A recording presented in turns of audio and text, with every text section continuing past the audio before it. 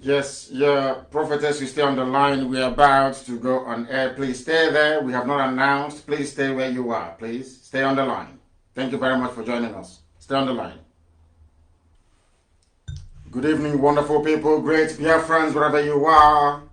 We are welcoming you to another exciting edition of Radio Biafra presentation. Due to technical reasons, we are not able to render our national anthem, but I do hope that before the conclusion of our broadcast this evening, we should be able to play it. Therefore, I say good morning, good afternoon, good evening to some of you, regardless of where you are domiciled. And as I did promise you, today is going to be an extraordinary session of our live presentation. Please, if you are not close to a listening device, I will suggest you try and get close to one. Inform your friends, your family, your neighbors, those who are gathered around you, that they too may participate in this very wonderful program this evening. We have the prophetess with us all the way from New York, and I'll be bringing her in very shortly. But before then, as always, we are going to hand over our proceedings to the Most High. But I must remind those who are listening, in case you're joining us for the very first time, that this is Radio Biafra. We are live and we are direct, and the whole world is listening to us across every time zone in more than 100 countries and territories around the world. People are glued to their listening device, be it satellite, be it our applications, be it the FM in Biafra land, and also those who are following live on Facebook at Mazen Namdekano.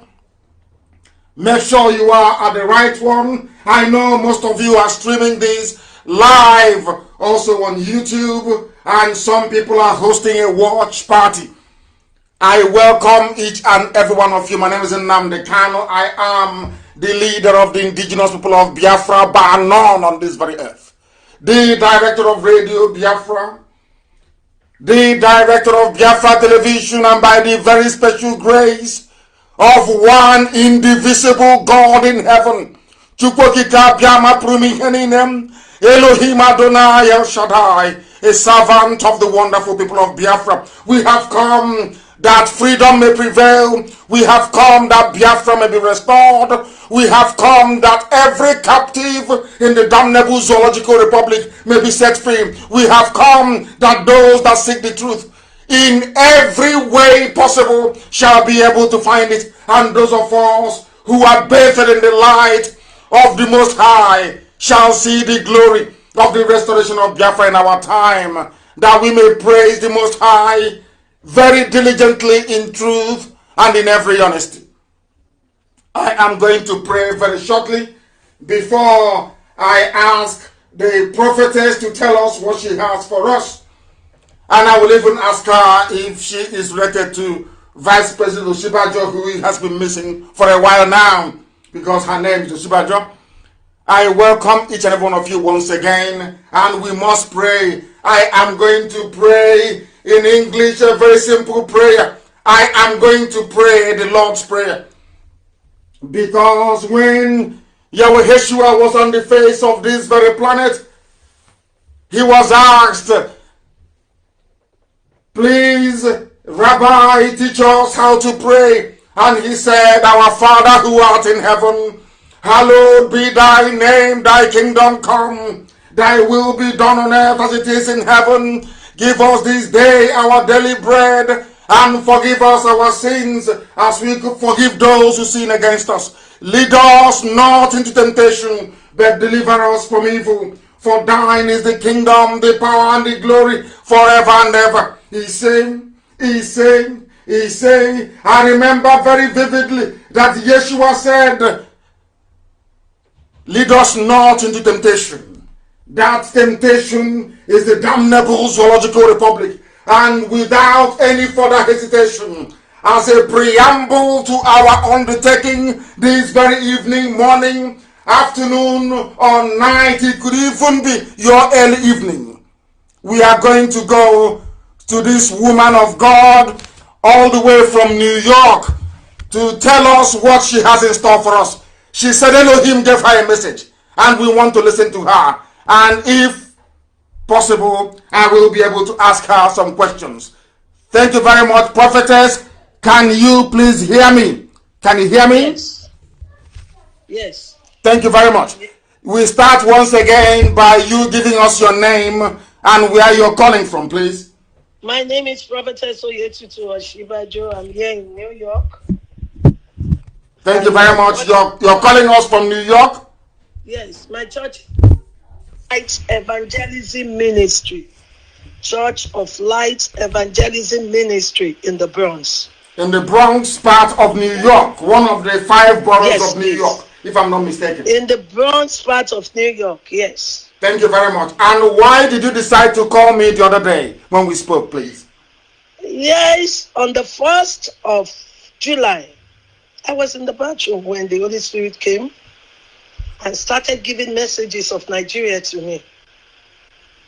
And I ran out and I quickly picked my phone and I started recording it on the phone.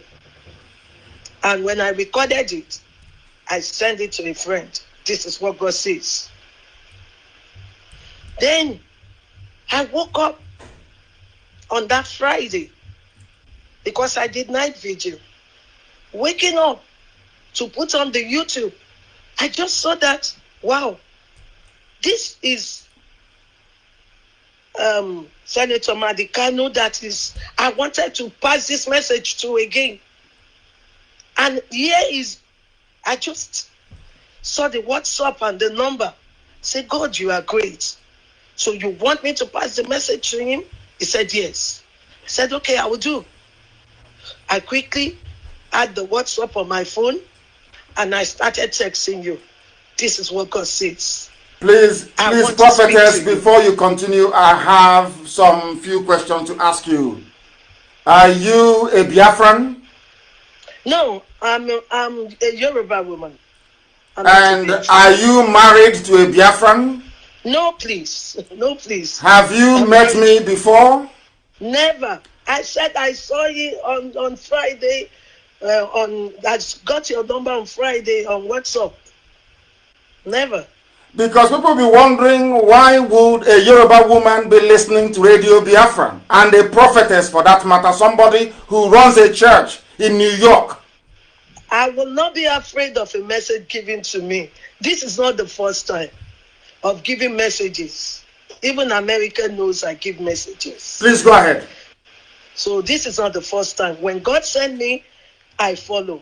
God wants peace in Nigeria. And if you look at my Twitter, I'm always going there to say, God says we should be one Nigeria. We will never be divided. We are one under one umbrella. He has been saying that, I've been going on the Twitter to say that.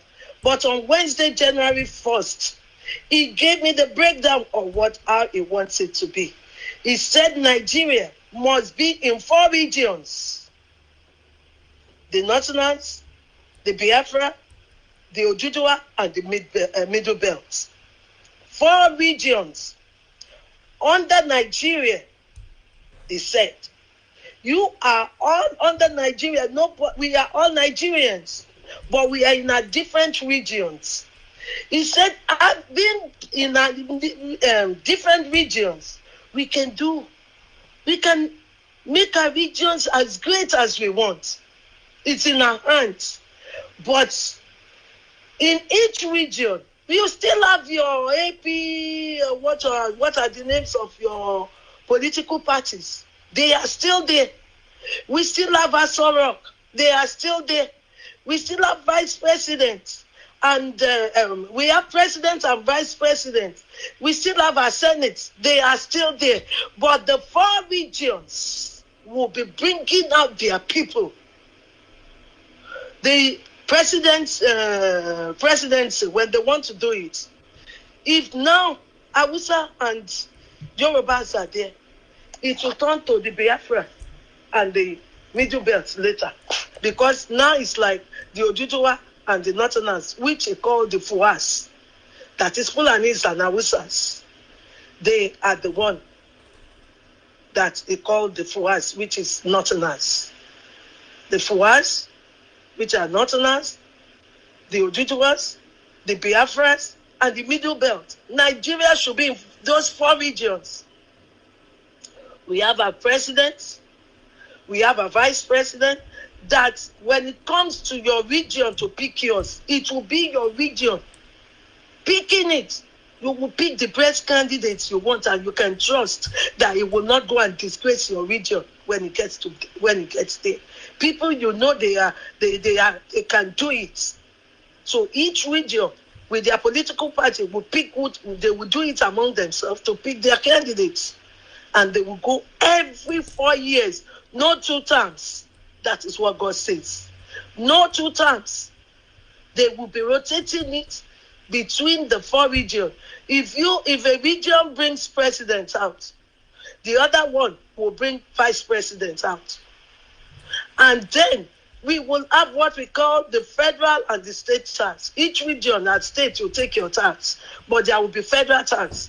What will be the federal tax doing? The federal tax will govern the affairs of the 4 regions. So the president and the vice president still controls Nigeria. You want to have your money, and have your money. What do you mean by you want to have your money? You mean if I want to have my Biafra currency? Is that what you're saying? Have your Biafra currency, have your Ojibwa currency. But when it comes to interacting, you will still be using Naira. Naira still stands. Whatever you do in your region, we don't care. But Naira still stands. You will use Naira to communicate with other regions. So Naira still have its power. And Naira will still be used internationally. So whatever you are doing in your region, as region, you may have your heads that will come out and always speak to the vice presidents, to the presidents and the vice presidents all the time. It will not be crowd. And in every region, their governors will control each state as they are under the region. And then, as the governor controls, they still have one person. It's not president. It's not. So what you're talking about, in effect, if I understand you correctly, yes, is a form of restructuring. Is that correct? Exactly, Nigeria. I wanted everybody to. will be happy. Yes, I'm coming. I gave you this opportunity to be able to speak to the whole world because I believe in democracy and not just freedom of speech, but divergence of opinion and of thought. I don't want people to be hearing just the voice of those of us who are campaigning vociferously for an independent state of Biafra. Now, there are some questions I want to ask you because to me, it seems to me, considering what we have to analyze this evening and go through, that whatever you may have seen could be referring to the past. Because I have here in front of me the text of what transpired at Haburi. And what transpired at Haburi involved quite a lot of people. And I will tell you right now, this very minute, the names of those that went to Haburi to discuss this same thing that you're talking about. And then, if it is the will of God, as you said, it is, that there should be a division into 4 regions. Now, my question is, why didn't it happen then? But I'm going to come to that in a minute. I want to let you understand that what you're talking about has been tried in the past. Exactly what you're saying. Even know. No, I'm coming. I don't even know. I'm telling you now that's happened. It is here. I have it here. And I want it to be posted.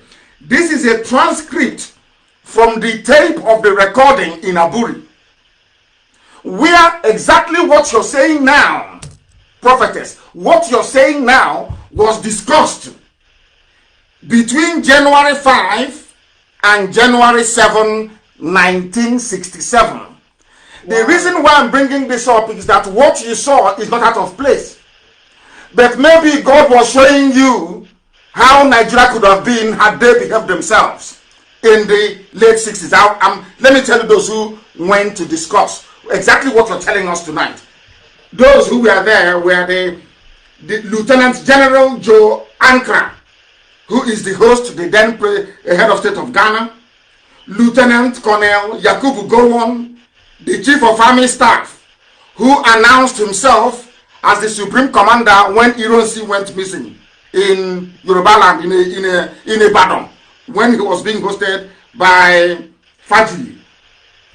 Lieutenant Colonel Odumego Ojukwu, who was the military governor then of Eastern Nigeria. Colonel Robert Adeyinka Adebayo, the military governor of Western Nigeria. Lieutenant Colonel Hassan Katsina, military governor of Northern Nigeria. Lieutenant Colonel David Ejo, military governor of Western Nigeria. Major Mobolaji Johnson, the military governor of Lagos. And also Alhaji Khan Salem, the Deputy Inspector General of Police. Also present were Mr. T. Omo Barry and also Commodore Akinwole Way, the Chief of Naval Staff. This is to tell you, prophetess, that everybody, the Nigeria you're talking about, they assembled, all of them.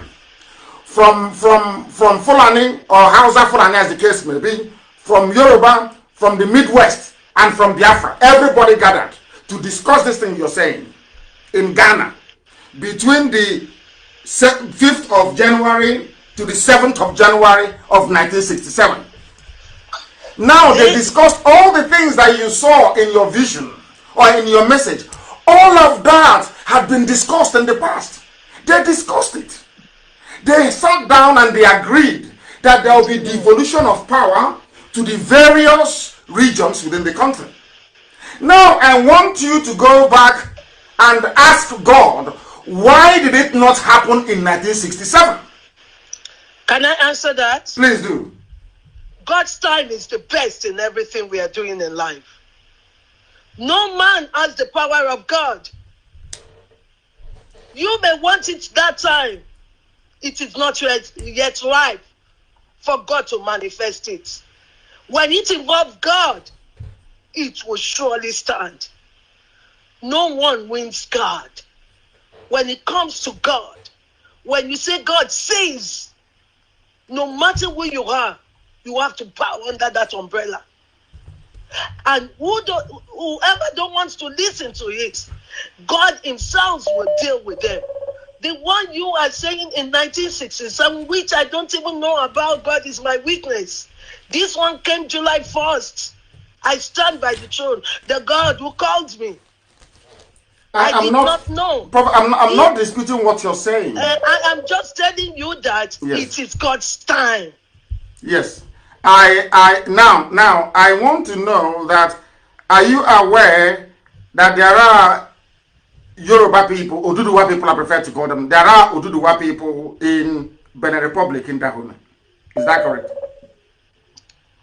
All this history, you just say it. I'm just a woman of God to give a message of God. No, because I want to know, because what I'm trying to understand is that I want you to be able to, perhaps, you will come back again, you will go back again and go back to God and say to God, but this happened in 67 and 5 million people died as a result of it, because this wanted to happen and they killed 5 million people in order to make this type of Nigeria you're talking about now not to happen.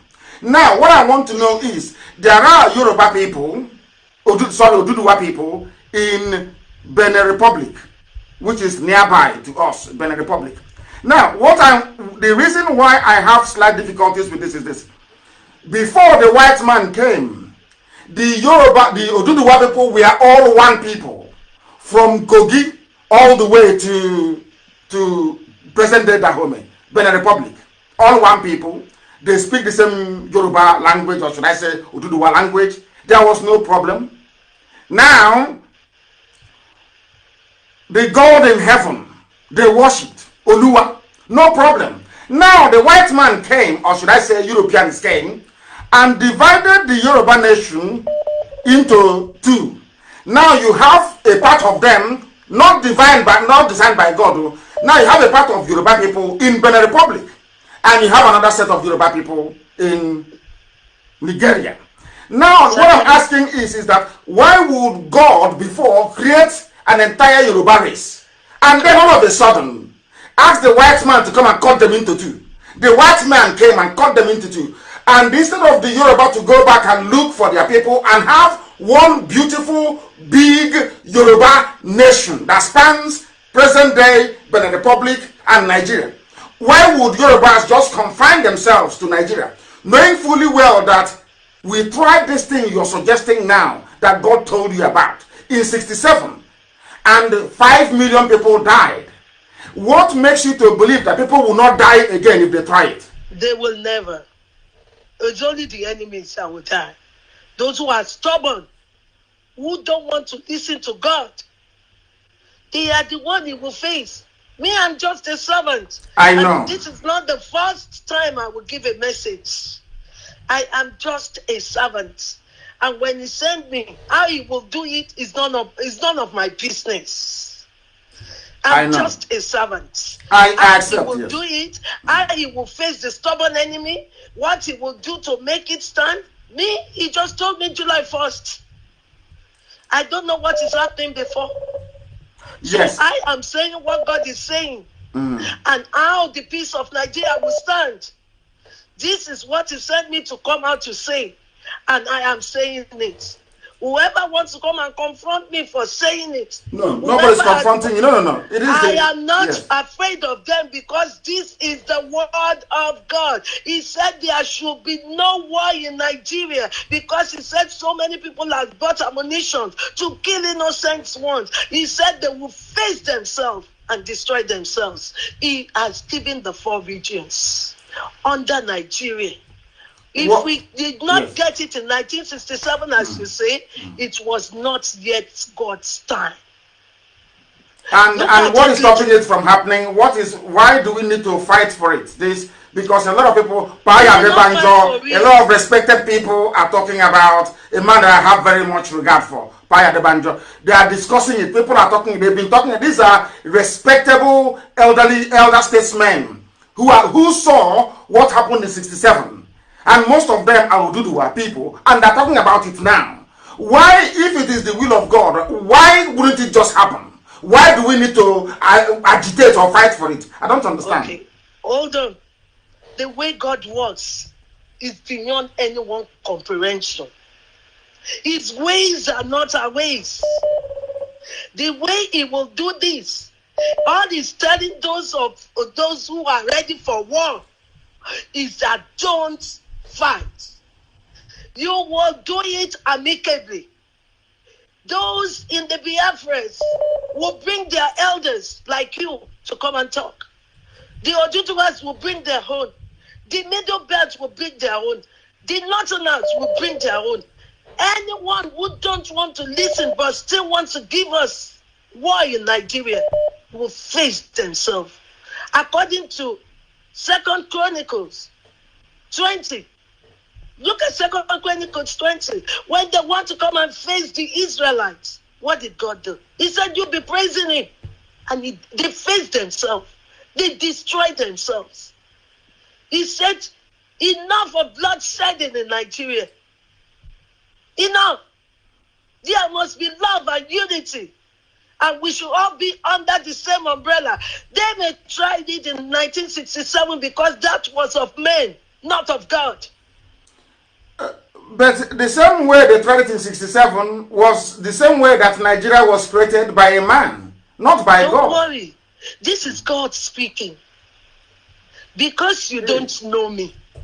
No. I brought you to the program to give an alternative view. I don't want the world to think that we don't allow alternative views on this platform. I want people that have alternative views to come along. That's why you're speaking to us. I am telling you, this is of God. When things are of God, He knows how He will start it from the beginning to the end. But write it down. Nigeria was in 4 regions, and we have free movement among ourselves. Thank you very much. Let me Prophet, I just want to say this. You are absolutely right that in your vision you saw 4 regions, and those 4 regions, they were intermingling. Everybody was visiting everybody else because all the 4 regions will be in ECOWAS. And in ECOWAS, anybody can, you can wake up and travel to Liberia. You can travel to Katsina. You can travel to Obamojo. You can travel to Ibadan. Nobody will stop you. But where I have problems, which is why I want you to go to, you're a prayerful woman. I want you to go back to God and ask for clarification. Because you saw 4 regions, which is the breaking up of Nigeria, which is absolutely correct, because that very autonomy you're talking about under Nigeria, which is now what diplomats are saying all over the world is what they want. That they don't want Nigeria to break. They want Nigeria of 4 regions, everybody doing your own thing, but your name will still be Nigeria. What I want you to go back to God to ask God is this: if it is God's will, how come God gave powers to people that will always say no to it? Why? I don't understand. If it is God's will, why would God always, through the British, give powers to the Fulani that will always say no to it? Why? That was of men then. Men are ruling. Men are ruling. When God intervened in a thing, it was still, this is not vision. Now, He spoke in voice to me. I heard it when He was telling me. I quickly picked the phone. If it's vision, I agree with you. I am not doubting you. Spoken voice. You too will receive it. Father, fill your son to see what you told us, so that he will calm down to get it right. He said, now, I'm coming. When you spoke before, you said something about IPOB and this very agitation. That God, what was God's purpose for this very IPOB agitation? I want to know. That was something you said. Are you saying that IPOB came to fight for everybody, not just for Biafra alone? That was the way you put it. No, I was telling you that you are fighting for Biafra. Yes. That the way God has given the vision, you don't have to fight for Biafra. Fight for Nigeria to be what God says it should be. A country with 4 regions. And everybody, they are in peace, harmony, love. I, as a Yoruba, can come and live in Biafra state with no problem. I can buy houses and be doing my business. Tomorrow morning, no doubt. So it is where everybody is. We're doing business together. The joy of the Lord is there with everyone. We are happy to call ourselves Nigerians. Yeah, that is the only point of departure we have. And that is why I said, I will go back to God. Please. And you will also go back to God. Because I want to explain something to you.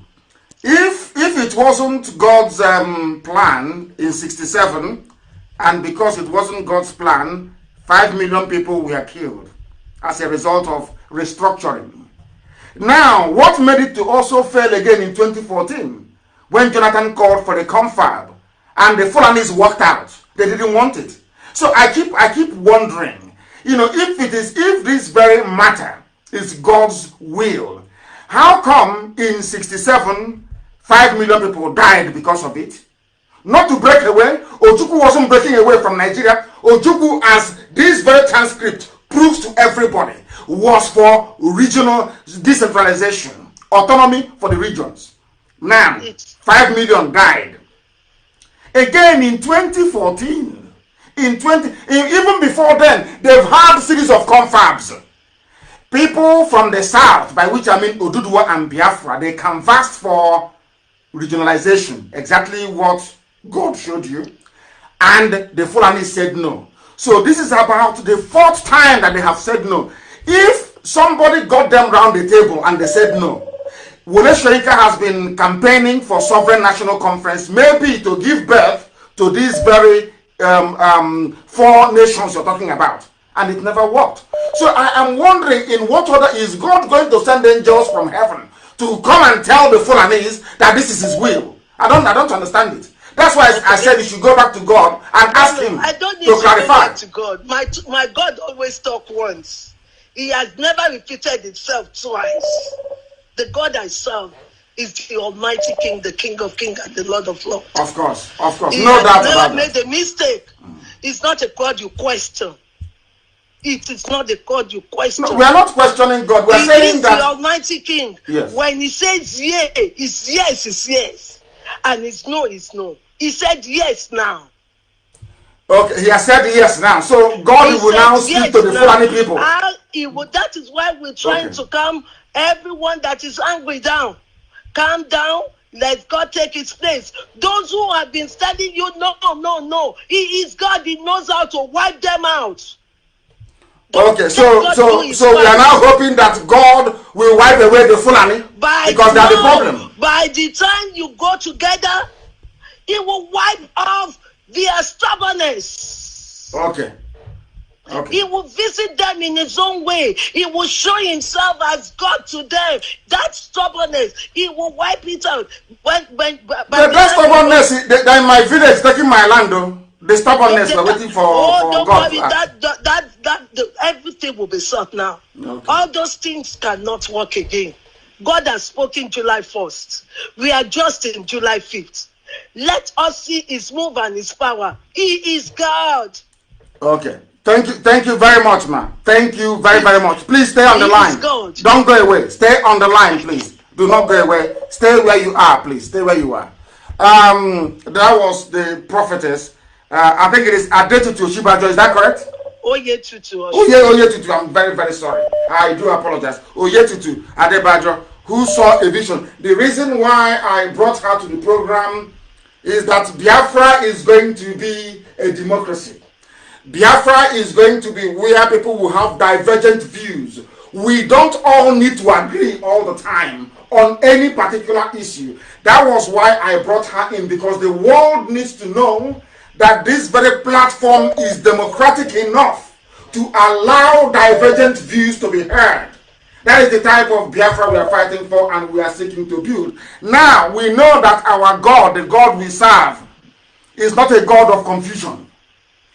This is not a God that will mislead or lead people astray or kill his children just for the fun of it. Now, if in 67, 5 million people died, and all through the years, confab after confab, never yielded any results, the Fulanis always walk away. I am now at a pain to understand on what basis God will allow something that he did not create to continue to exist. Because God created Oduduwa. That is why if you go online now and you type in, that was why I pleaded with you to allow your daughter to do some research for us. But we have listeners all over the world and we want them to do this research. Now, this is how you know the nations that God actually created. It's very simple. What you need to do is that you go online. You can go to Google if you want. Now, I want to, as I'm talking to you, I am typing into Google. I want to ask God in heaven, who created Oduduwa? Who created Oduduwa? Oduduwa is older than even Britain. So I want to ask God, who created Oduduwa? Very simple. If you type it down, you will see that Oduduwa descended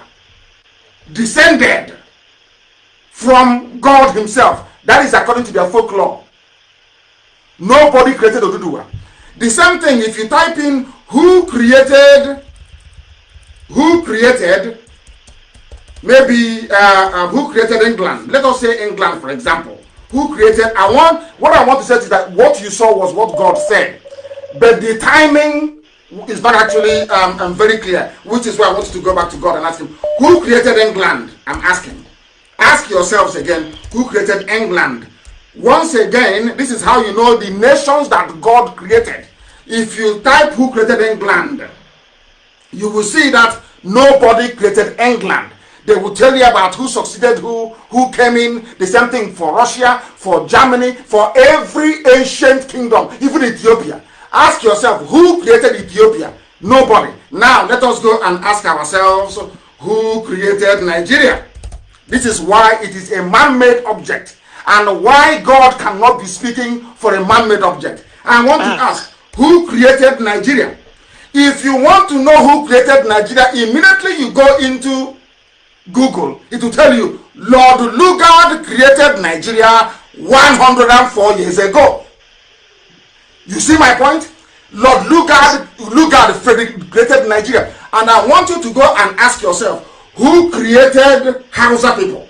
Who created Hausa? For instance, this I'm telling you the nation that God Almighty built, not man.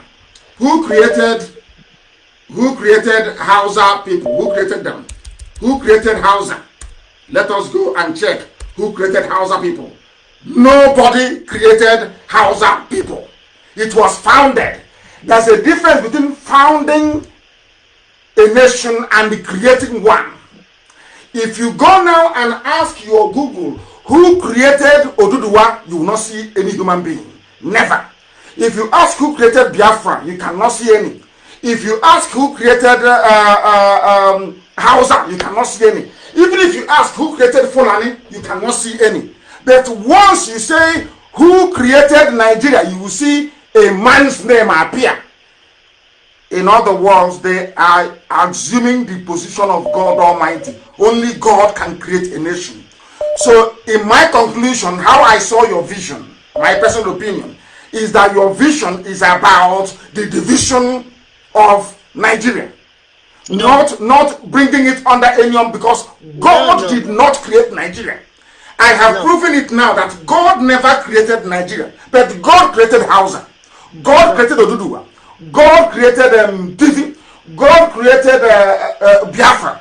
God created all these people. You can never hear a person say, I created this very place. Only God can create a nation and not man. That is why Nigeria cannot survive. Not out of hatred for anybody, heaven knows. And as you quite rightly said, in a divided Nigeria, everybody can go. You are in America. I'm sure you own a house in America. Your church is in Bronx. You own a church in Bronx. Is anybody going to demolish it tomorrow? Is anybody going to deny you your house tomorrow? The same thing I said in Biafra land.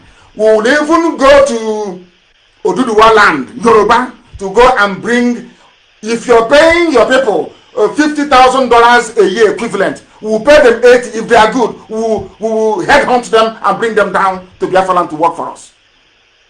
That is the type of nation we are going to build. Not a nation based on parochial interest. If we see in Biafra land, if we know there is a Hausa engineer that is very good, that can do something, believe you me, we'll go and bring him in to come to Biafra land to work for us.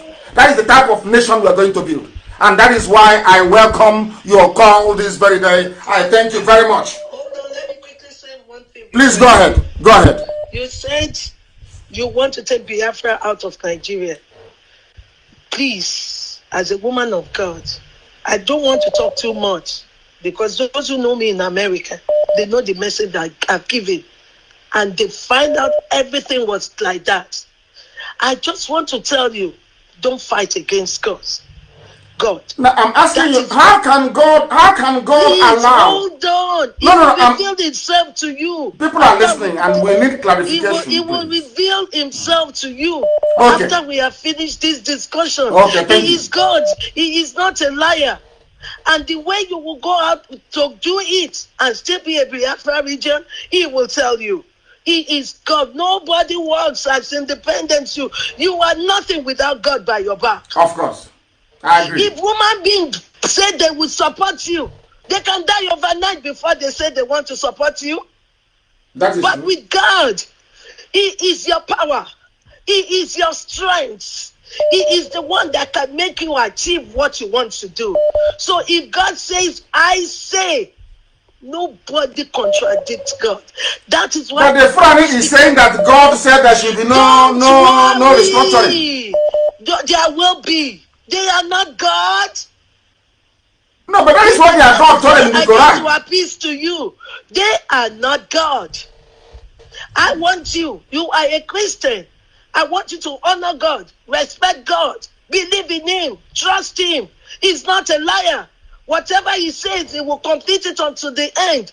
You, as a woman being, let me tell you, those who said have been doing it since 1967, they were under a race. They are not under grace. But I don't know how that grace, I don't know how it's going to appear again. Hold on, please. I just want to explicate this. They were under a race as woman being trying to make sure it stands. But now, grace, God is involved now. Because between grace and grace is God. I agree with you. I agree with you, man. I will be with you. I agree with you. But how can, why won't, professors, please hold on, please, man, hold on.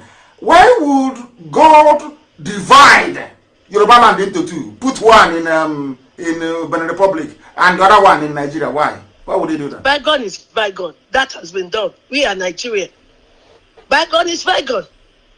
You understand me? But I have been able to prove to you now that God never created. But God didn't create Nigeria. Look at this. You know, I am used to it as a woman of God. Even when I'm speaking in the midst of big men of God, they attack me. I'm used to it. No, nobody. Heaven forbid. Nobody can attack you. Nobody is attacking you. They contradict it. No. But I always say, wait and see. When it comes to God, we will all see. And we will know it is God who spoke. Thank you very much. It was the said time. God will be with you. And please, you too. And you too. And I look forward to welcoming you back on this very platform, and remain blessed. Remain blessed. Thank you very, very much. Remain blessed. People are now calling from everywhere, all over the world. The program this evening, we have our live interactive sessions mostly on Fridays. I allowed our mother in the Lord, so to speak, to come and tell us the part of her vision that I accepted was the division into four. Not the other one, still under Nigeria. No, maybe it was when God was taking away all the green, white, green flag. She may have seen green, white, green, but it wasn't God at all, because I've proven it here. God cannot. Our prophetess said that what transpired in 1967 was the work of men. If we accept it was the work of men, that the Almighty God doesn't validate the works of men, then there is no way God can validate something created by a man. It's a very simple experiment. I want everybody to go to Google and type in Google, who created Oduduwa? Who created Biafra? One after the other. All the ancient kingdoms, you know. Who created them? In fact, who created USA? That is very recent. Who created Canada? You can never see a human being's name. But I want you to go and type in who created Nigeria. What you will see is Lord Lugard created Nigeria 104 years ago. Now, if God doesn't respect the timetable of man, why would God validate something that a man made? Why would God divide something he made, Oduduwa, into two? Put a part of them in Benin Republic, and he didn't do it, it was man that did it. The French and the British that cut the Yoruba land into two. One in Benin Republic and the other one in Nigeria. How can God do that to his people? And then put them together with half Arabs from Borno? How is that possible? I just want to know. I don't think division was complete. but she will go. I'm sure she will come back to us. She will come back to us. As somebody said, we are not wishing for anybody to lose their child to Fulani headsmen. I want the world to understand that we take divergent views here. We don't need people who always agree with us. Sometimes it is good to test ourselves against those who don't agree with us and be able to give them the platform to be able to preach that conviction which they have. We must proceed. And being part of our program this very evening, we are making it abundantly clear to all those who are willing to listen, to everybody who is willing to listen, that those of you entertaining or harboring the intention of steering Nigeria towards the path of devolution, or should I say regional autonomy, that ship has sailed. We are no longer there again. We are no longer there again. We cannot have it. Do you know why? As I'm sure that Aburi Accord has been published. If you go and read it right now on my page, not the outcome. I'll publish the outcome next week. What I wanted to do today was to go into the corruption in the zoo. But I discovered that this prophetess rang and said she had something to say. And I said to her, I want you to say this to the hearing of the whole world. And she just did. What we are now going to do is to proceed very cautiously towards this very lecture that we have this evening. It centers around her conviction that the zoo should be won, which I vehemently disagree with. Because of a simple thing that she said. She said that 67 was the work of men. I think there was another confab in 1984 or thereabout? Was that the work of men? Yes, I agree. Also, the work of men, let's even use recent one, not the Abacha one. Abacha called the conference as well. Let's use the most recent one, 2014 of Jonathan's confab. So it was the work of men in 67, work of men in 84, the work of men in 2014. But Nigeria was created by a man. Now, how can God preserve the creation of a man, which is Nigeria, but say no to when men are trying to carry out that same vision that he showed to our dear sister? That's what I don't understand. That's the only place where I am having a slight confusion. Because Nigeria is artificial, it is man-made, and that is why we must try all we can to make sure that it no longer exists. There will be 4 nations emerging. That is the part of her prophecy that I want us to take away. And all these people will cooperate. The Fulanis will go back to Futajalon, where they came from. The Hausas can travel, mingle, and stay wherever they like.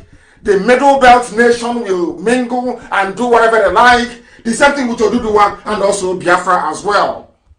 One thing we're not going to have is a monolithic, unwielding, irredeemable zoo called Nigeria. It cannot happen. Never, ever, ever. Now, it may be that all these 4 nations emerging will decide to come together and negotiate to form a union. That is their prerogative. Maybe that is where she's going to. That these 4 newly emerged nations from the contraption that Lugard concocted and built may now decide to come together to form a new nation. That is entirely up to them. The people will vote and the people will decide. That is how it's going to be. From here on in, what we decide is what the people want. Because they said the voice of the people is the voice of God. We cannot say God cannot speak to one person. God speaks to a lot of people. So that is why they say vox populi, vox Dei, which means the voice of the people is the voice of God. Not the voice of one person, but the voice of the people. And the people are saying they are tired. Oduduwas are saying that they want to be free. The Yoruba say, we want to be free. Biafrans are saying we want to be free. Middle Belt wants to be free. Hausa under burden wants to be free. Because they went And everything our dear sister was saying, the prophetess, everything she is saying, Ojukwu discussed at Aburi. Everything, absolutely everything. Everything. Ojukwu argued for decentralization. They came back. The conference finished between the 7th and the 10th. People must note this down. Between the 7th and the 10th of January of 1967 in Ghana, they held this summit. And they agreed. Now remember that the war broke out in Ojukwu declared Biafra on the 30th of May. I want people and historians to note this very, very carefully. I want to put to bed all the misinformation and the lies surrounding the emergence of Biafra. Very, very critical we understand this. According to this very documentation, this very document now posted on my wall, if you go there, it doesn't originally belong to me. It was published by codewith.org. The man that put this very, sorry, it was from the 5th, I do apologize, from the 5th to the 7th of January 1967. Follow the timeline very carefully. They went to Aburi and they agreed. Ojukwu came back, waited for that January, waited for February, March, April, and May. Are you following me? January, Gowon didn't implement the restructuring of Nigeria, no. February, no restructuring. March, no restructuring. April, no restructuring. Until the end of May, pure 5 solid months, waiting for a gentleman's agreement that was reached in Aburi to be implemented. And they said no. Before Ojukwu declared Biafra on the 30th of May. Having attended Aburi between the 5th and the 7th of January. But your historians never tell you this. Those who claim that they are historians, they never tell you this. Never, ever, ever. They never tell you this. Ojukwu waited for 5 months, waiting for Gowon to implement Aburi. Because Britain said no. Because the Janjaweed, Fulani Janjaweed said no. Gowon reneged on Aburi for 5 months, not implemented, before Ojukwu declared Biafra. And now you understand the history very well. And all their lies. That is why their lies can never stand the scrutiny of time. Their lies can never ever stand. Because what people fail to understand is this. What people fail to acknowledge is this. That the devil is using the cloak of Nigeria to advance his cause. Because it was the devil that built Nigeria. It was the devil that used a very horrible man to create Nigeria, not God. God never created Nigeria, not for 1 second. Because had God created Nigeria, you will not see the name Lord Lugard created Nigeria 104 years ago. And if you remain in Nigeria, in Nigeria, once you remain in Nigeria, your lot is going. I want to tell you what the Hausas are going through at the hands of the Fulani people, so you understand it very well. And I thought that by now, we would have had people interpreting what I'm saying and letting the whole world of Hausa speakers and hearers understand the importance of this very message. Now listen very carefully. Sokoto used to be called Gobe, belonged to Hausa people. The Fulanis traveled and came from all over the place, and Futo Jalon to be very precise, came and pleaded with, they said to the Hausa people, let's trade together. Let's be one. This same one Nigeria. I want you to understand very carefully. They came. After a while, they defeated the Hausa people with the help of Hausa people. I was speaking to a very important personality. Important personality yesterday. And you know what he told me? He said, I went to the north. He's from Middle Belt. He said, I went to the north. You know that thing they call Durban? If you like, you can Google it. You know Durbar they have when the emir or the, you know, it's like a Ofala in the north. The Ofala of the north. They said our FM is not working. What's it supposed to be? Why is our Aba FM not working, for goodness sake? Why is it not working, I ask? Oh, goodness me. Goodness me. Now, there is something called Durbar. D-U-R-B-A. Durbar Festival. Not Durban, Durbar. D-U-R-B-A-R. It is celebrated around Ramadan. It's a Muslim holiday in the north. I want anybody to go to Durbar in the north. You will see the light-skinned. That same thing about Black Lives Matter. You will see light-skinned mongrels, that is the Fulanese, on top of a camel or a horse. They are the royal family. And you will see Hausa peasants following them on foot, doing rankadede. Not their fellow Fulanese, but Hausa people. Because they conquered Hausa people. And how was it possible that a minority, the same thing the Europeans did, how was it possible for a minority, a few Fulanese, moving cattle from place to place to conquer a people with an envious civilization in Africa, like the Hausa people? How was that possible? They did it by doing what they do now. They divide you and they tell you they're bringing you something better. They're going to fight corruption. They're going to institute a purer form of Islam. They're going to take you closer to God. And you lose your land in the process. That was how the Hausa people lost Sokoto.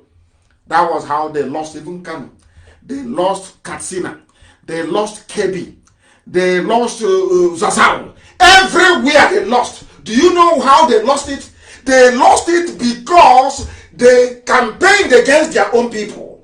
I am saying this because of the few efulefus who think that by fighting Biafra that somehow, or talking rubbish, that they are making their lives better. They are preparing themselves for conquest. Themselves and their children and those unborn. Do you know what is happening today? I want anybody to tell me if this is a lie. The Sultan of Sokoto, where is he from? He's a Fulani man. He is a sultan in a land that belongs to Hausa people. How about the emir of Kano, which is the heartbeat of Hausa people? He is a Fulani. How about the emir of Gwandu? He is Fulani, not Hausa. How about the emir of Kirby? He is Fulani, not Hausa. How about the emir even of Ilorin in Yoruba land? He is not a Yoruba man. The emir of Ilorin is not even a Yoruba Muslim or Ududuwa Muslim. The emir of Ilorin is Fulani, not Yoruba, not Ududuwa. The emir of Zazzau is Fulani, not Hausa. The governor of Sokoto State is Fulani, not Hausa. Whereas the Hausa is in the majority. The governor of Katsina State is Fulani, not Hausa. Governor of Zamfara State is Fulani, not Hausa. Governor of Kaduna State is Fulani, not Hausa. Governor of Kano State is Fulani, not Hausa. Governor of Jigawa State is Fulani, not Hausa. Governor of Gombe State is Fulani, not Hausa. Governor of Yobe State is Fulani, not Hausa. Governor of Taraba State is Fulani, not Christian nor Hausa. Governor of Nasarawa State is Fulani, not Hausa. The governor of Borno State is Fulani, not even Kanuri. All the major imams in the core Sharia Arewa zone in the Sahel in the north, they are all Fulanese. There is no frontline imam that is a Hausa man. Now do you understand? Now do you understand what they have in store for you? The more they preach one Nigeria under one unity, the more they enter into you and take you over. They came to Imo State. They could not impose a Fulani man in Imo State. They got the next best thing, which is Hopo Zarima. Their stooge and their slave. Their stooge and their slave. Such people can never ever out in this life earn or have our respect. It's impossible. You have come to do us harm. You are working for the enemy. You have come to destroy the children of light. You can never, ever, ever ever earn or deserve or merit our respect. All the emirs in all the northern states are all Fulanis, not Hausa. Because the Fulanis killed all the Hausa kings, killed all the high chiefs, and replaced all Hausa kings with Fulani, either as a sultan or as an emir. There was a genocide in the north as well. The first victims of Fulani genocide were the Hausas. The second victims of Fulani genocide were the Nupe people. The third victims of Fulani genocide are the Oduduwa people, the Yoruba, the Oduduwa people. And the fourth victim were Biafrans. The fifth victim is now the TV people, those in the middle belt. That's how they roll.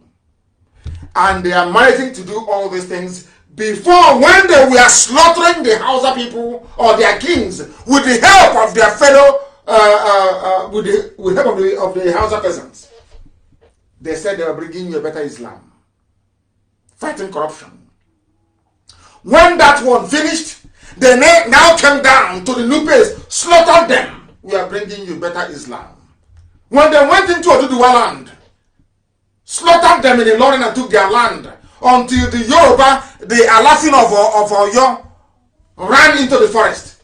Because the Fulani cavalry, that is men, fighting men on the back of a horse, could not fight in a tropical region. That was the only thing that saved the Oduduwa kingdom, the Yoruba race. If not, by now, they would be like the Lorin people. Do you understand it? Do you understand? They tried it in Egala, they succeeded. As I said the other time. Do you understand the mess you're in? All of you toying with this one Nigeria garbage. Do you see the mess you're storing up for your children? All of you should go and write a book, a memoir, saying, oh, I wanted to be in one Nigeria. The Fulanis are coming. Because those who ignore history have a way of repeating it. That's what I've always argued from day one. If you ignore what happened to the Hausa people, what happened to the Birom people, what happened to the Nupe people, what happened to the Bashama people, what happened to the Bagi people, what happened to Yoruba people, you also will be consumed. You will be swallowed. And our history in the next 50, 60 years will be that of the history of Hausa people that own Sokoto. Yet, there is nothing there for them. Is that the type of life you want for yourself and your children? Is that what you want? Now you understand what we are fighting for, or should I say, what we are fighting against. The time now is 2 minutes past 8 p.m. in the evening in the blessed land of Biafra. The same number of minutes past the top of the hour, regardless of where you are. And the person who kindly composed this very damage the Fulanis have done to the houses is Okoye Vincent, and I thank him very much for that. He titled it The Bitter Truth, and I want it to be published everywhere. That so when you're talking about one Nigeria, let's have one Nigeria, let's have one Nigeria and have regions in. I want you to know what awaits you and your people. This is how the devil works. This is the work of they blind you, the devil will blind you, so you can no longer see very clearly. So you can no longer see clearly. These are the things that you must understand. Please, you shouldn't, some of you should not speak ill of the prophet. That was the vision that she saw, and she's within her rights to share it with the rest of the world. That is why democracy and freedom of speech is a very good thing. You demolish people with the strength of your argument, the superiority of the reasons and the way you marshal them. Please, she is more than entitled to her opinion. If you say that God created Nigeria, you ask Google, who created Nigeria? It's only if you're telling me that a white man is God, if you're telling me that Lugard is God, then I'll believe you. Because it's there in black and white. Who created Nigeria?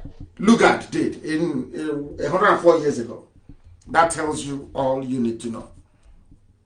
If you don't want to be like the Hausa people, if you don't want the fate that befell Hausa people to befall you, then you must campaign to go back to where you come from. Everybody must. Where were you before the white man came? Who were you?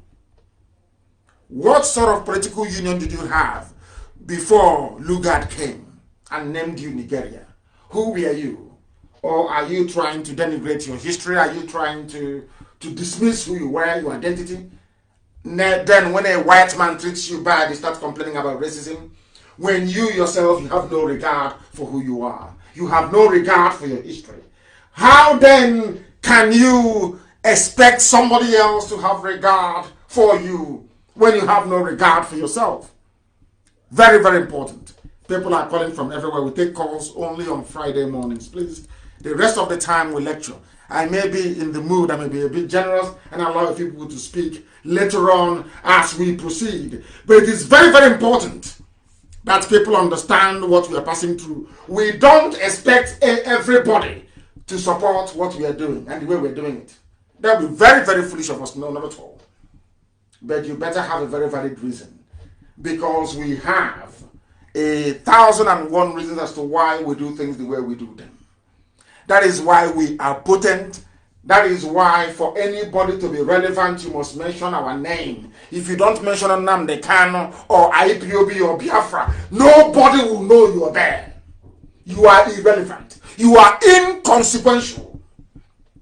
For you to be relevant, there are 3 names you must mention. You must mention IPOB. You must mention Biafra. You must mention Mazi Nnamdi Kanu. If you don't mention any of these 3, you are nobody. You cannot generate traffic. Nobody will know who you are. That is the strength of the hold we have over you. That is how strong we are.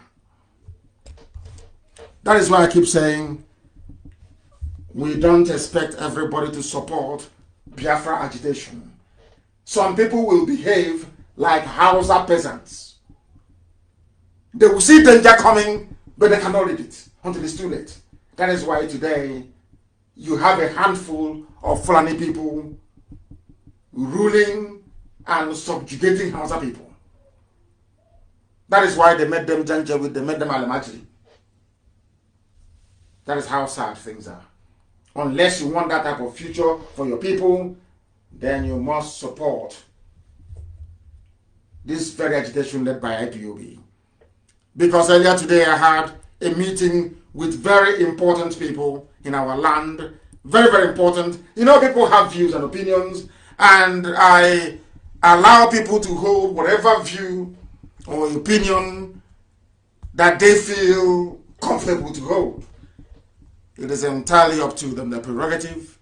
You cannot separate somebody from the views or the opinions that they harbor within them. That was why earlier today, before I came on air, I was in a meeting with some very important people. They had some things to say to me, and I also had some things to say to them. And I'm glad to say that in the end, we came to an amicable understanding about the best way for us to proceed.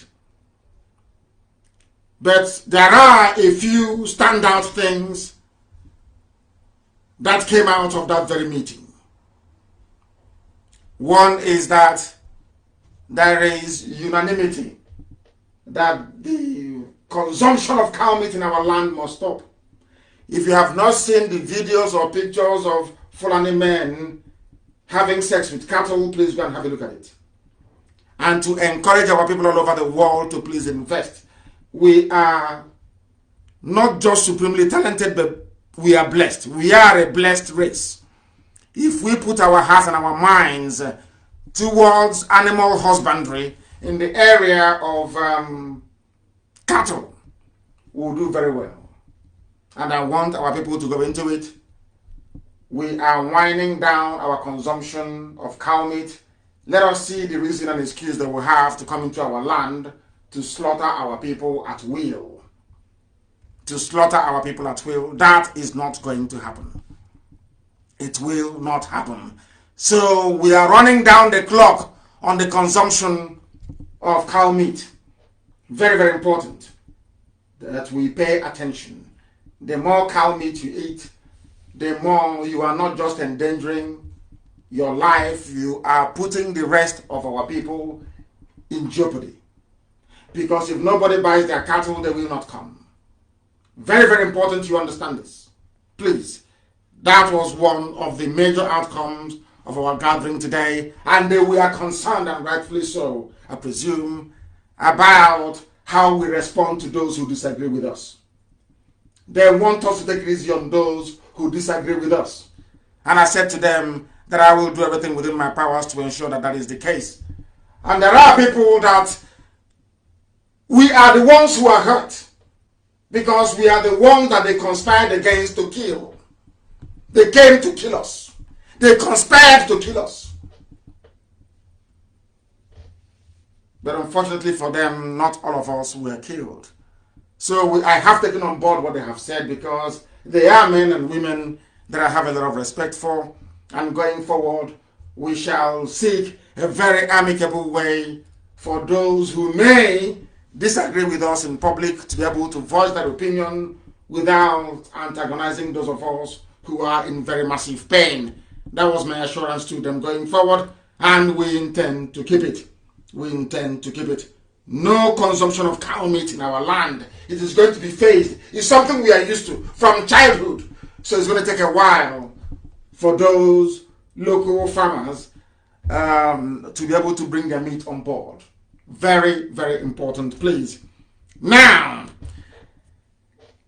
those who are complaining that we insult them, that we are not very respectful, should look at what is happening in the north. Should look at what happened in Oduduwa land.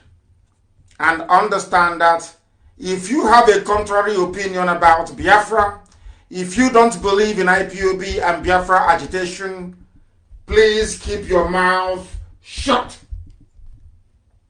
Because if you voice your opinion and we consider that your opinion to be an insult, then you will not be spared.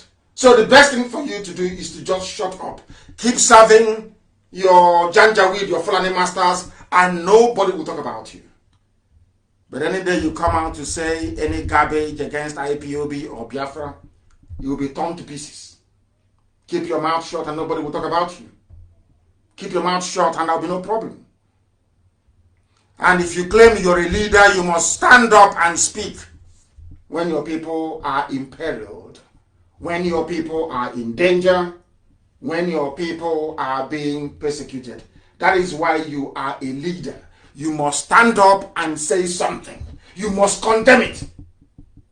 Not when the people are dying, you don't say anything.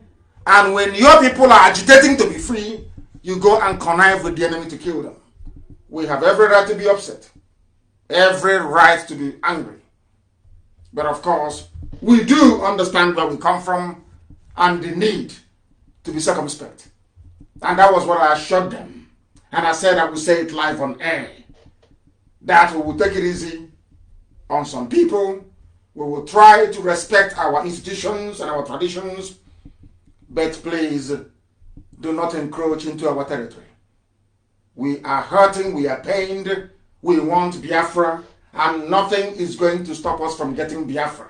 Absolutely nothing. No Jupiter can, nobody can. So if you present yourself as an agent of the zoo in our land, and you say because of that, you are 70 years old, you're 80 years old, you're coming into Biafra land to talk rubbish, we will obliterate you completely. Do you know why? Because everything we do with facts and with reason. Do you know that the sponsors of Boko Haram are Fulani people? You also know that Fulani people are the officers you have in the Nigerian army. In fact, across the armed forces of the zoo. Now, they came out openly to tell you that we are not going to expose Boko Haram sponsors. This is a very bloody terrorist organization that have killed a lot of people. Innocent people. There are over 2 million people in IDP camps as a result of the activities of Boko Haram. But of course, I qualify that. The reason why Boko Haram took up arms is because of the heavy-handedness of the Nigerian police. They were the ones that killed Mohammed Yusuf. Before the death of Mohammed Yusuf, Boko Haram wasn't violent. It was the death of Mohammed Yusuf that led to Boko Haram becoming violent. So we must understand that first and foremost. And that is the truth. It doesn't matter how much you demonize Boko Haram. Somebody started it. It doesn't matter what you say about Boko Haram. Somebody caused Boko Haram to pick up arms. The day they came to my house to kill me, had they succeeded, do you think IPOB would keep quiet? They would have gone into the bushes. Exactly what is happening in the north. Before you blame Boko Haram, you blame the Nigerian police and you blame the trigger-happy Nigerian army. That is the truth. And now that Boko Haram is killing without mercy, who are those sponsoring them? The Zoo presidency wrote a letter, or should I say issued a statement saying that IPOB is spending $85,000 every month in order to stain the image of the already battered, useless zoological republic. So they were concerned. Where do they get their money from? But do you know that they are not concerned about who is sponsoring Boko Haram? IPOB is a peaceful movement. We are not armed. Now I want somebody to tell me the reason why the army is not prepared, or presidency not prepared to name those who are sponsoring Boko Haram, but they are prepared to be looking for those who are funding IPOB that is yet to kill anyone. What does that tell you? Under such a climate, not only are Northern elders protecting 5 terrorist organizations, 5, to the point that they are now shipping terrorists to our land to be raping our mothers, abducting our daughters, and cutting us up. After raping us, they cut us into pieces in broad daylight. That elder you have in Biafra, that elderly man you have, that elder statesman you have, did not come out to condemn the slaughter of his own daughter. Those who are doing the killing, their own elders are not condemning them.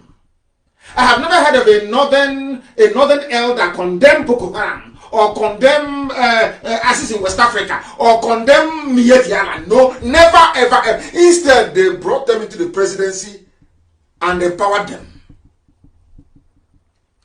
You went to school as an elder. After seeing all these things that your own counterparts in the north, are not chastising their own children that are coming down to kill us. We that are saying no to these killings, you are the one rising up to be talking rubbish all the time. And we can't spare you. If you keep your mouth shut, we will leave you alone. If you come out to talk rubbish, we will obliterate. I'm telling you, we'll vaporize you. That is a promise. Keep to yourself and then see if you will insult you. No, of course we won't. You know we won't. We will not talk about you.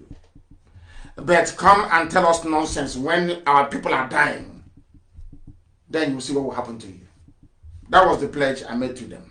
That is why it has been why we cannot expose Boko Haram sponsors from the army. The Nigerian army has said that it is not their duty to expose those sponsoring Boko Haram. Can you believe such rubbish? Can you believe such nonsense? They admitted that the army knows the people who are heavily backing terrorism and criminality, yet they won't mention them. Now, all these people that came out to go and organize Python dance, what is your justification? The army, the same army you went to call to come to Isiama Faluku to kill people, the same army you call to go to war to kill people, the same army you call to kill unarmed people, they are now saying we can't even name those who are sponsoring Boko Haram. What does that tell you about your misplaced and foolish diatribe against IPOB? Do you see it? That is, we're not getting upset with you because you're a human being. No, we are upset with you because you cannot reason very well. You claim you're an elder, but you cannot reason very well. How many times have you heard Oduduwa elders condemn OPC, even at the height of OPC's criminality, when they were fighting police? How many times, I ask you, did an Oduduwa man, an elder statesman from Yoruba land, stand up to condemn OPC? They were fighting police in Lagos. True or false? It's only you people that have mouth. It's only you that can write. Stay on your own and we'll leave you alone. Write rubbish and we'll feed you to the vultures. Simple as that. It's because we live here alone. That is why every idiot comes up and they talk rubbish and they go away. They talk nonsense and they why? But your own daughters are being cut up into pieces. You've said nothing. And you want respect? How is that possible? How, I ask you? How is that possible? Anyway, let Biafra come. That DNA test. Then and then we'll continue what we are doing. Are they going to stop us? Of course not. They can never ever stop us. They cannot stop us. And those of you calling for one zoo, calling for one Nigeria, I'm not the prophetess said God gave her a message. So she's more than willing to express her opinion. But I want you to understand. These are the people you claim are protected. You people don't know you are under a curse. Nigeria is the zoo. Nigeria is a curse. You are so cursed that you no longer reason. Your brain cells are no longer interacting properly. You can no longer put one and one together to get two. That is why you're a Nigerian. That is why you're a zoo animal. Because you don't reason. Are you aware of what's happening in Taraba? The military, the same military you are hoping and praying is going to save you, are busy raping women and children. So in Biafra land, the Janjaweed, they are busy, Fulani people raping and killing. In Taraba, go there and tell them about one Nigeria. You people don't know the mess the zoo is in. You have no idea. No, you don't. Go to Taraba and talk to them about one Nigeria. They will stone you properly. Go to Taraba and tell them about one Nigeria. Is it all the lies you're reading about in the papers? Who told you they want one Nigeria in Taraba? Who told you that? Do you know what the military are doing? This is the military. Not bandits. Not Miet Yala with their cattle. Not Miet Yala with their bombs and their AK-47. Not Ansaru. Not ISIS in West Africa. Not Al-Qaeda in the Maghreb. Not Boko Haram. This is the military. So in Taraba State, they are under siege. Everybody is killing and raping them. Army is raping. Janjaweed is raping them. Bandits raping them. Miet Yala is raping them. Everybody is a rapist in Taraba. It is here. According to TV people. These are the people that said no to restructuring in 1967. They said no. Ojukwu was speaking all the grammar in Aburi. They said no. TV people said no, we don't want. We must kill Biafra. We must kill. Today they are crying. I said to you here on this hallowed platform that everything that Biafra endured, everybody will go through it. Turn by turn. Go on, how far? Go on, how far? How far today? Let me tell you what is happening between the military and people in Taraba State, so that you can wait for one zoo, one Nigeria. That is why when I see people talk about one Nigeria, I don't know what to do. To be honest, the prophetess is I just left her because she preaches the Bible, so I just left her. If it was somebody else, I will. Honestly speaking, if they hear my name next time, they will run away. I want people that is talking about one Nigeria. I want to let you understand what is happening in Taraba. So you know. Because sometimes you don't know. So you know, you understand the mess you're into in the zoo. Some of you do not know the mess you're in. And where is it even go on from? Where is it from? Which tribe is it from? That some people, we're waiting for them. He's from a place called, Kanke, whatever that. He's an Angas, or Angas, in Plateau State, very close to TV people. Angas. He was the one they used to kill people. Today, his village is also under siege by Fulani headsmen, but he can no longer speak. He can no longer speak. The TV leaders or TV people from Taraba State, under the aegis of Thief Cultural and Social Association, have accused the military, Nigeria's military, accused the military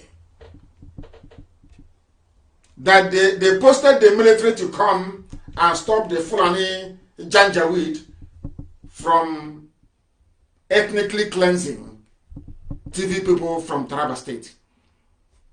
But do you know what the military did? This is Zoo newspaper. This is a Nigerian newspaper, please. They are saying here that they have now accused the military, posted to bring peace in Taraba, of raping their wives and daughters, also destroying their properties in the name of manhunt for bandits in southern Taraba. You are a Christian in southern Taraba. The bandits are Miyeti Yala, who are Muslims. You are attacking and raping Christian women, destroying their homes and property. This is from the army, or not anybody else. From the army. Raping women, destroying properties in Taraba State. Nigerian army. And people have faith in one Nigeria. I don't know the type of planet that these people can. I have no idea where they came from. And they say, oh, we don't want to fight a war. Nobody wants to fight a war. But sometimes, you're telling me you'll be in your house, somebody will come in, knock on the door, as they did to that woman, take your daughter, take your mother, and be raping your mother outside. And you'll be quoting the Bible. Is that what you're telling me? Is that what you're telling me? Nigerian soldiers. Is that our armed forces? Our armed forces. They are busy raping women in Taraba. Nigerian armed forces. Busy raping rapists. They are. After sleeping with cattle, they sleep with human beings. That they have all now been diseased, of course. They've got diseases. Haven't you seen them sleeping with cattle? These are terrorists that they free. They have the only place in the world you bring out a terrorist, you give him army uniform with AK-47. What do you expect? What do you expect? I ask you. What do you expect? What do you expect? I ask you. You're telling me you believe in one Nigeria. In one Nigeria, my foot. One Nigeria, my foot. And my happiness today is that after listening to us, the Hausa people are fighting back. As I speak to you now. The people, they listen to everybody listens to Radio Biafra. They are now fighting back in the north. Enough is enough. But now, imagine this thing had happened in Biafra land. In a place called Zango Kataf and Karolo government area of Kaduna State. They are now facing the Hausas, they are now facing the Fulani people. And the Fulani are claiming they lost 99 people there. I am telling you, if it were some of our elders now from Southern, if we do the same thing to them now that the Hausas have done to the Fulanis, hey, you see your elders, hey, stop them, these children, they did not see the war. I am 53 years old. These children, they didn't see the war, they have done nothing. Hey. Have you had any elder from Zango Kataf talk rubbish?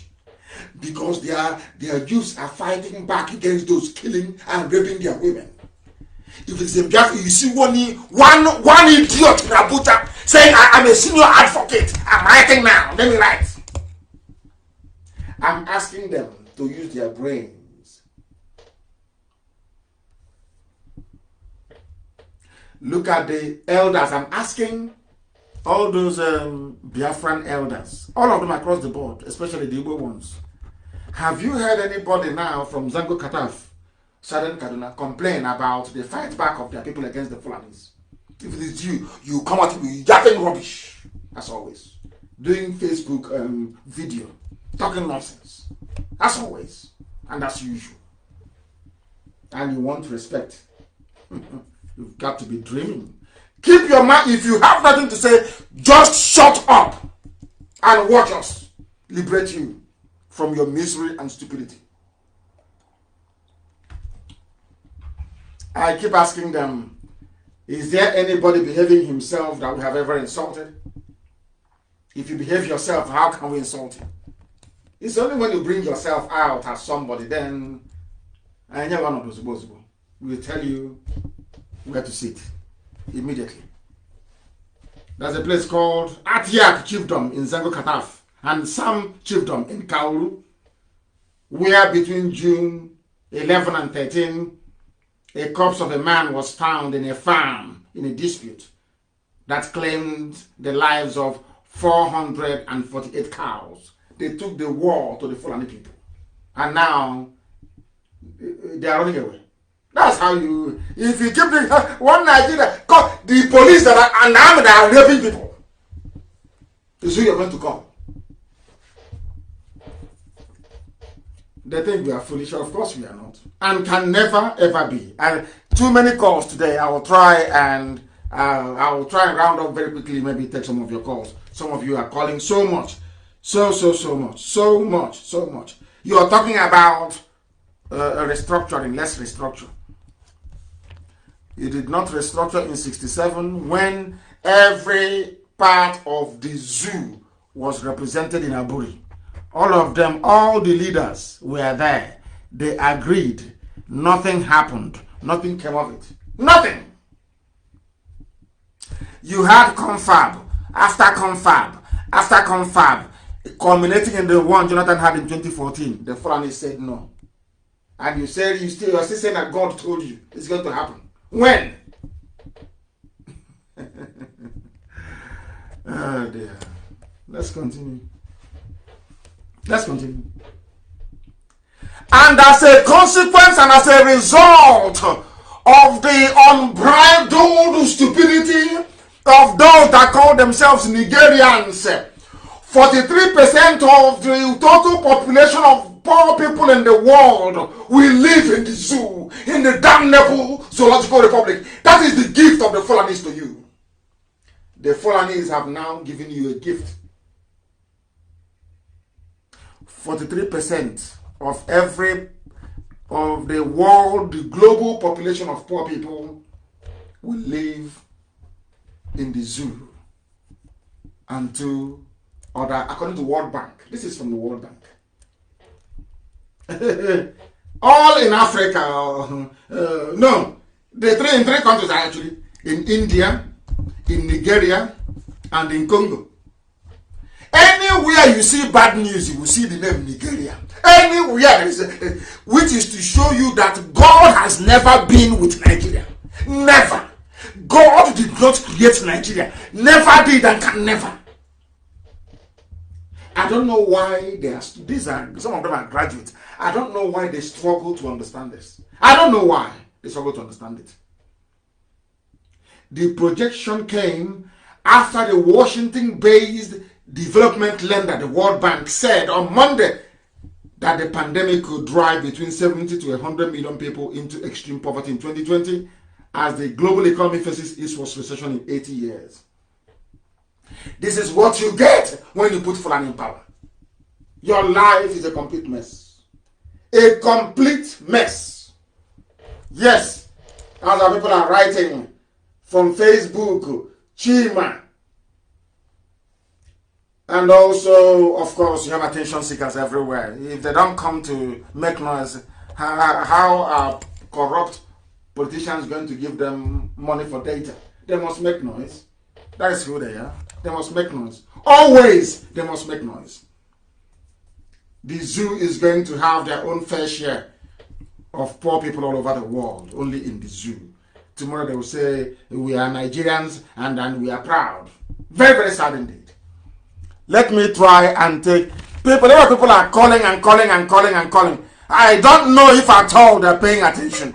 The caller on the phone, can you hear me? The caller on the phone, he cannot hear, he's not paying attention. The caller on the phone, can you hear me? Yes, I can hear you. Good evening. Good evening to you. What is your name and where are you calling from? Good evening. My name is Henry Nabugu, or Uche Nabugu. I'm calling you from Southeast London. Thank you very much. Please go ahead. Okay. Well, first of all, I'm just so elated tonight, talking to you directly. Mazin Abdikanu, you've been a very big inspiration, and what you are doing at the moment is what I have always grown up dreaming to do. And but God has called you, and all we have to do is to support you. And if you mark my name, you will find that I've always been supporting you. I'm supporting you, and we're in this battle together. So the least we can do is to keep praying for you, fighting for you the best we can. I'm very happy to talk to you tonight, just to encourage you, to let you know, I know that the Spirit of God is with you. So it's not that I can't do anymore, but just to let you know that you are not alone. We're all behind you. This is what we all want. Thank you. Are you hearing me? Loud the world, not just me, the whole world is listening. Over 1 million people are listening. That I know, for conservatively speaking, of course. Please go ahead. I'm very happy talking to you. You're my brother. And, I'm just so overwhelmed that I can get through to you and actually talk to you directly. I'm so happy. And after this, I'll be finding a way to get through to you. There are things that I need to talk to you about, which are not really for, general or public. Try and call back immediately after this very broadcast. You call me back and I will take your call and we shall discuss. Thank you very much, Okay, Uche. Thank you for calling. Can I just say one thing Of before course you you may. go, please, Basil? Go ahead. Okay. Now, about your guest tonight, your prophetess guest from the U.S. Our prophetess, not just mine. She belongs to all of us. All of us. All right. Our prophetess guest tonight. First of all, I appreciate you for being such an open-minded person. You have demonstrated tonight, that against what people are saying about you, you are open to diverse opinion. You listen to everyone. You're not just imposing, your beliefs or thoughts, but, you listen to other arguments. Of course. My view is this. That woman, and a lot of people are like that. I'm not trying to discredit anyone, but people kind of like reason something out, have an opinion, and they want to put it on God to give it some weight. Do you understand? No. Is that what you think she's doing? Well, I am 100% sure about that. See, in the Bible, God never used any prophetess. There is no woman prophet in the Bible. Read the whole Bible from Genesis to Revelation. You will not find one. What they will tell you when you ask them is that, oh, what about Deborah? Deborah was a judge, not a prophet. And when God appointed Deborah as a judge over Israel, he said to them that it was as a punishment to the men of Israel who were disobedient to him, so that you know that it wasn't really in God's plan that a woman should be a prophet. Do you understand? Yeah, I'm listening to you. I'm not a theologian, so I'm not an expert in that very field. Okay. But I'm willing to Now, learn from you, please. Teach me. I want to learn. Without prejudice to our prophetess guest tonight, a lot of religious jobbers, that's what I call them, they are jobbers, right? Would, reason out something or think of something, think an alternative to Biafra, which they are scared of. I know these people very well, believe me. I know them very well. They are so scared of Biafra and they're thinking, okay, what is the alternative? What next alternative can we offer them? And by the way, you are actually right. You're actually right. The prophetess was a title that was given in recognition, not that because it is actually in parentheses. So not that you have somebody called a prophetess. Nobody was called a prophetess. That I've seen it now. Nobody was called. It's just a term of endearment. There is no such thing. I can tell you that.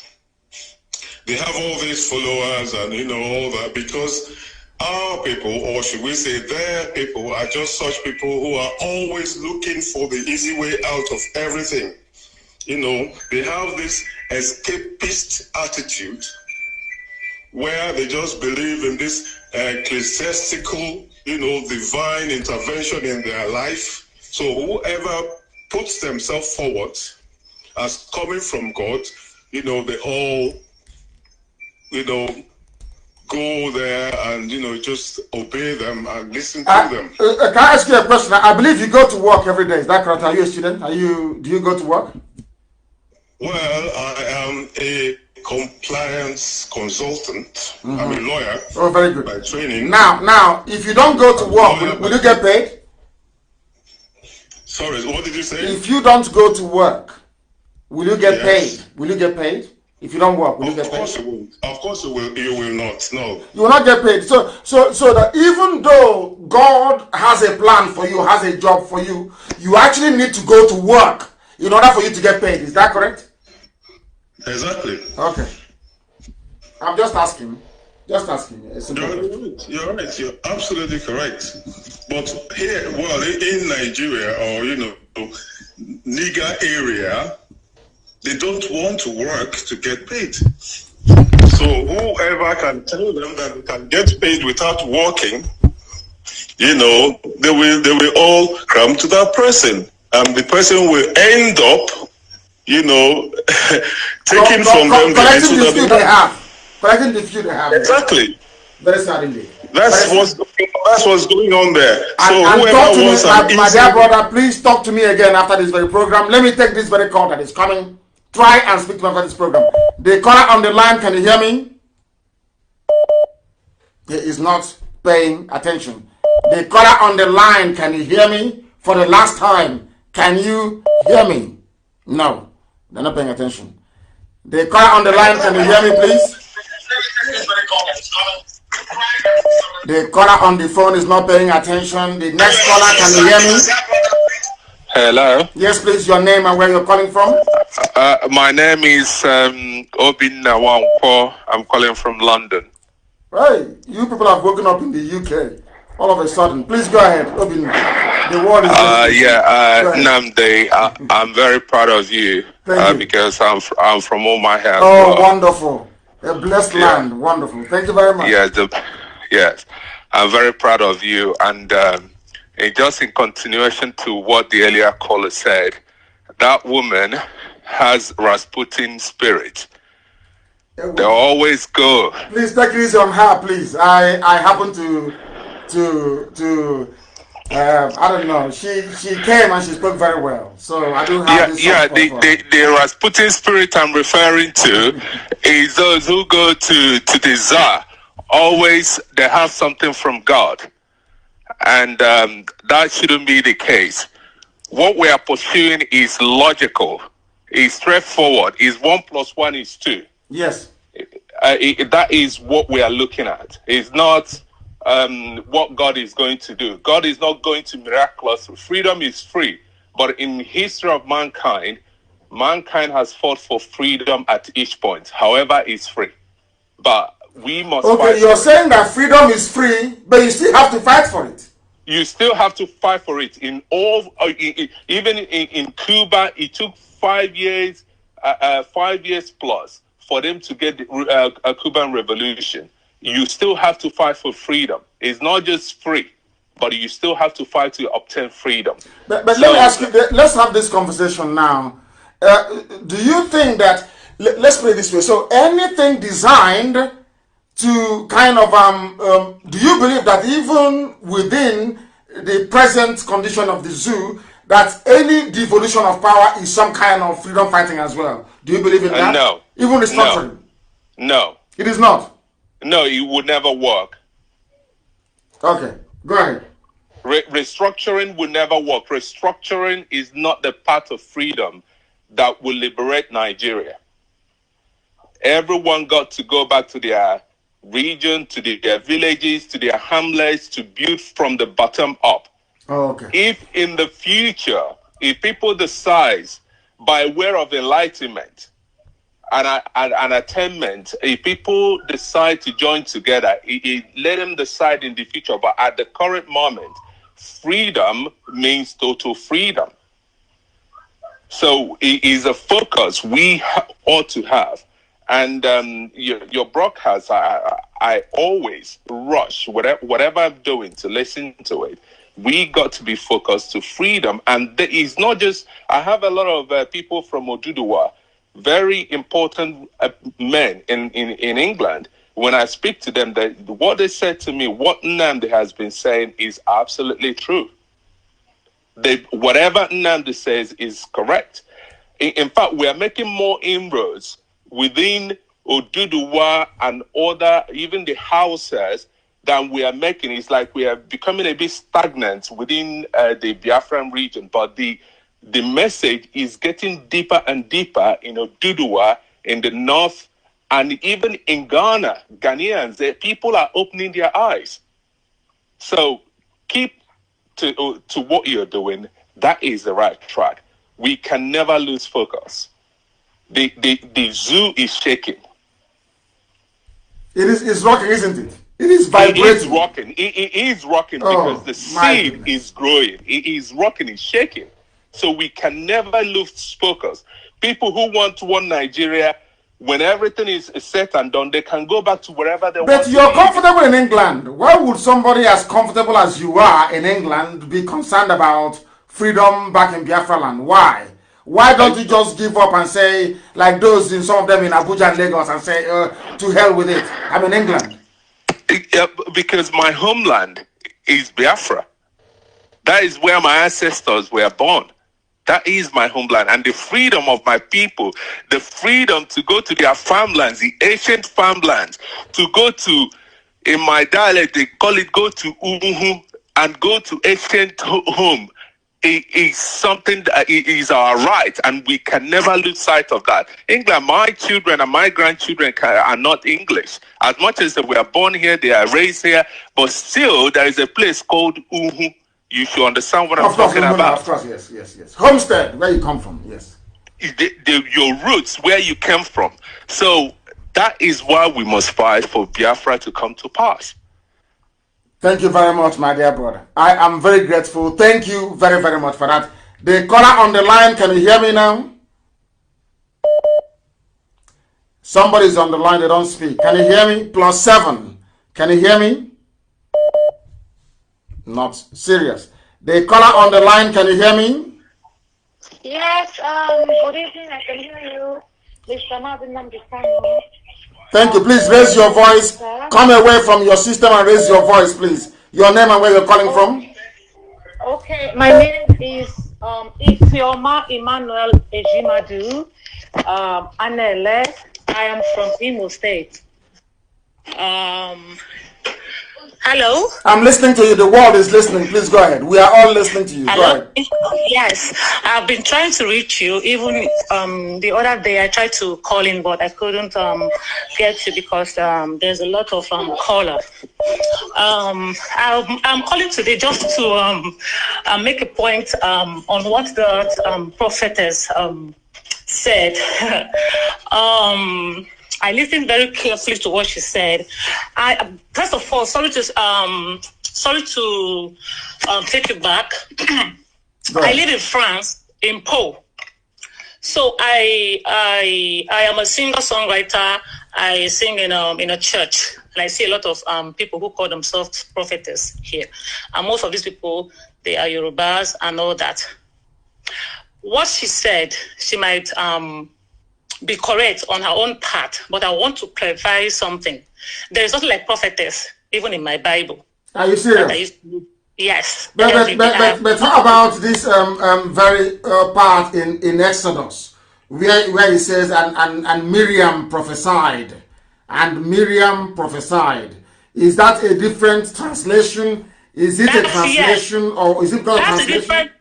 That's a different translation. Miriam prophesies, like you can prophesy to yourself what you want. Like you can prophesize, I want this, I want this. That's not a prophetess thing. Miriam prophesies. It's a different translation. Now, this woman that have come to say these things, all we want is Biafra. We want Biafra to come. We don't want restructuring or one Nigeria. These things she saw is at the past. I will put it on her that she might have seen something from the devil, because devil also give visions. Oh. Devil give bad visions to people of God. Yes. Devil does that, because if it's from God truly, God will send it to people, someone like you who is a freedom fighter. God will send that same vision to the Nigerian government, who are the bad people. God will send that vision to someone, or maybe to Aisha Buhari, so that he will open their eyes and see if he will tell them that this is what I want, this is what should have been. This is but what they have seen it, my dear sister. They have seen the vision. They have seen that vision is division. The vision they are seeing is division. And that's what they're running from. That's why they don't want restructuring either. They don't want anything to tamper with the zoo. They are seeing the vision, and that vision is division. Go ahead. Exactly, sir. So that woman, to me, I think is wrong. What she saw was not the correct thing. What she should be seeing now, that's why I made the comment, she should go back and pray and ask God to show her correctly what she saw, because that is not the real thing. What she should be seeing now is Biafran freedom and how Nigeria is going to be destroyed. Because God is at the edge, that because God he has turned back on Nigeria already. Because I see it also in my visions also. I see things about Nigeria, which I can't come on, I don't want to be saying it, but I know that that is not the right thing from God. So we shouldn't listen to that woman, because some people are like that. I'm sorry to say, I'm not castigating her. Some people are like that. They all use charms and juju to do all this prophetess thing, and, just to get money from people, to prophesize to you, they'll tell you this, you become this. That is all a lie. Thank you, sir. Thank you very much, my dear sister. Thank you very, very much for that. An eye-opener, if I may say. The caller on the line, can you hear me? I have a caller on the line. Can you hear me? No. The caller on the line, can you hear me? Yeah, I can hear you. Thank you very much. I'm calling from Las Vegas, Nevada. From Las Vegas. In Abacha and Las Vegas. Are you doing gambling? I can't do gambling. I know in Vegas they don't have gambling. Please, your name once again, if you may. My name is Chim Oduze Mazinalika. Oduze, welcome. Thank you very much. Please go ahead.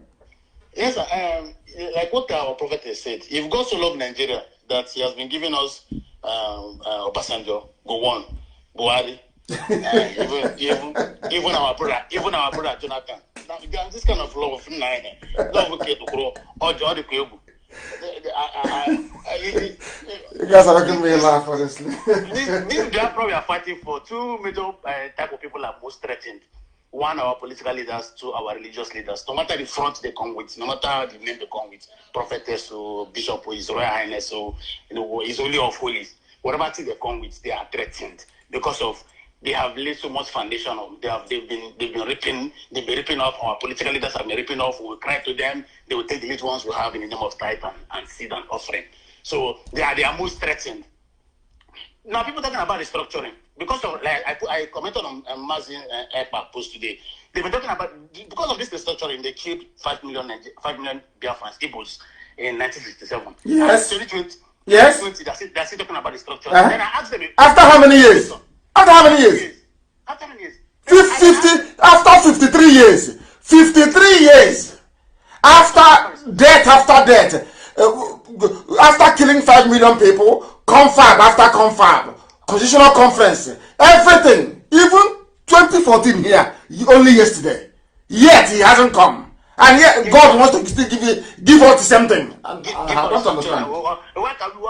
At this level, we're not supposed to be deceiving ourselves. They've used that word to deceive us, to delay us for a very long time. We're no longer going to stand for that word. You want to restructure a country or that doesn't have a structure. How can you build it? How can you restore? How can you build? Look, you want to build a 3-bedroom flat on a bungalow. You first of all scatter the bedroom flat and start to build a foundation that will carry a 3-bedroom flat. You scatter the bungalow and build a foundation that will carry the 3-bedroom flat. You can't build a 3-bedroom flat on top of a foundation of bungalow. It will collapse. So there's no structure to be restructured.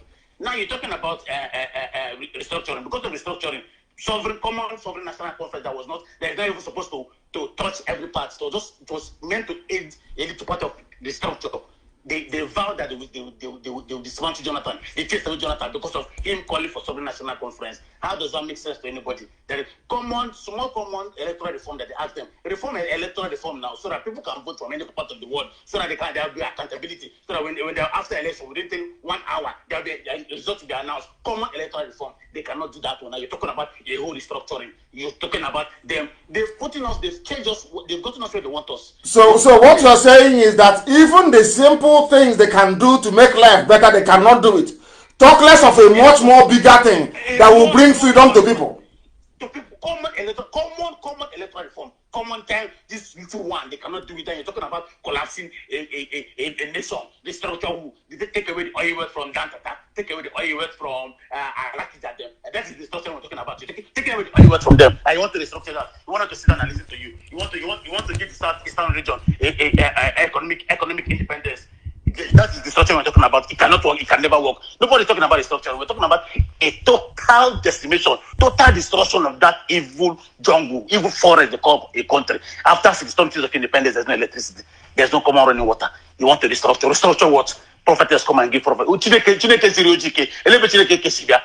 stop listening to these people. There's one person God has given out to us, which is Majina Nikanu. Then they know. Then they are doing every nonsense. Prophetess, we have distributed a prophecy here.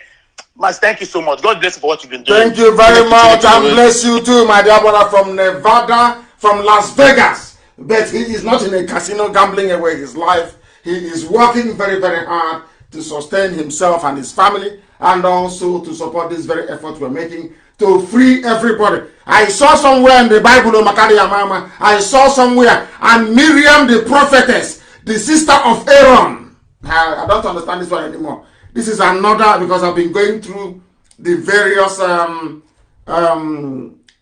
translations. That is why if they can harmonize all these things to make life easier. In some Bibles, there is no female prophetess, depending on the church you're going to. And some other ones, there are. So they need to harmonize this. So to be very clear, I'm looking at it here. I think Exodus 15, 20. And Miriam the prophetess, the sister of Aaron. This is another translation. It's also, oh my goodness, it's so confusing sometimes. Thank you very much. I don't know who else is on the line. People are calling today. Let us try and take their calls if they want to speak to us. The caller on the line, can you hear me? Yes, please, your name and where you're calling from. Thank you very much. My name is Nnamdi Nwafo. I'm calling from Iguacha. From Iguacha, our capital. Please go ahead. Yes, sir. Thank you very much, sir. Sir, I've been listening to what the prophetess has been saying, and frankly speaking, I'm not convinced anywhere of everything that she has said. So you can't take away anything from what she said? You don't believe her? Yes. One bit, not even a single word from her. Because I don't understand why God will allow. Let me say this. These are not. Let me say that Biafra did not die, but 5 million people died. Why will God allow 5 million people, innocent people, children? I have seen the children, innocent children, from a year, 2 years, and 5 years and 7 years. What were their offense? That God will allow them to die suffer such pain. I'm so pained in my heart because I don't know why would God allow such thing. I was trying to send a message to know that to ask her, does human being create a nation? Just answer the simple question. I've not seen, I've Googled, I've searched in YouTube, in Google to know if there's a place that human beings will create a nation. I'm not seen that such answer. It doesn't exist. There is nowhere in the history of man except Africa that a human being can come and be credited with. Do you know what insult that is? Do you know how insulting it is? Oh my goodness. That a man, a fellow human being created a country for you. Kai, come on. That's terrible. I was so ashamed for her to even speak of such. Because I don't understand in a place where in Africa we exalt insult. We exalt it in a way that as if God how can I be bearing a name that a prostitute, a concubine, not even a wife, but a concubine of a murderer will give me, and I can never accept it. I can never ever accept it. I don't know how to comprehend this. I've researched after all of it. I've researched everywhere, but I don't see where a human being can create a nation. Now he's telling us that we should allow the God to our God, not my own God, not Elohim, to take care of every other saboteur. Maybe the people that are fighting against us. The same Fulani people are butchering our sisters, our mothers, killing their part in forest. I was a witness. I'm telling you, when I was 7 years old, I was a witness to an attempted rape to my own mother. Hey, your own mother? I'm telling you this. If I lie in the Elohim take my last midnight, I said my own mother. We lived in north. We lived in Tapa, in the north. We went to a village to buy bitter leaf because that was my mother's business. A full animal that was supposed to cross a particular river, just a small river. The man just stood there. We are staring at my mother, just direct into her eye. Yeah. We could not cross, and the man could not cross. So when the man let her cross, she with his knife, she attempted to rape my own very front. I was 7 years old out of them. I know how I fought. I know I almost sustained injury because of that. Very sad. So how can somebody tell me to live in the same country without that? It's not possible. These people are moronic serial killers. This is what they do for life. This is what they believe. You cannot stay in the same country with this. It's not possible for me to live in the same country with this kind of people. I understand, my dear brother. I understand what you're saying completely and totally. I do understand, and thank you very much for calling. There was a sister of ours on my Facebook page, actually, Ngozi Obi. She made a comment. She said that Mbaka is also a prophet. He predicted that things will be good with the coming of Buhari. Hey, God. People are me. Mbaka is also a prophet. This one from UK. They are everywhere this evening. The caller on the phone, can you hear me? The caller on the phone, can you hear me? I wish they can. The caller on the phone, can you hear me? No. The caller on the phone, can you hear me? Please, your name and where you're calling from. My name is Onyeka Chinwakweze. I am calling from Toronto, Canada. Thank you. Please go ahead. Mazi, my able leader, I will start today by saying a word of prayer first for you. And my prayer is for you is, when you move from one nation to the other, God will suffer no man to harm you. He said, every door that you knock that will be productive in the coming of Biafra will open wide for you. He said, now, I want to say just two things for the sake of time. Number one is that I want to appreciate the fact that you took today's program to the Sumambo room, the highest, the peak, by allowing somebody who is not even a Biafran to talk, especially somebody who goes by the name Prophetess. It goes a long way to demonstrate the fact that we in IPOB are very democratic in nature and we welcome opinions, especially when they are very constructive. Of course.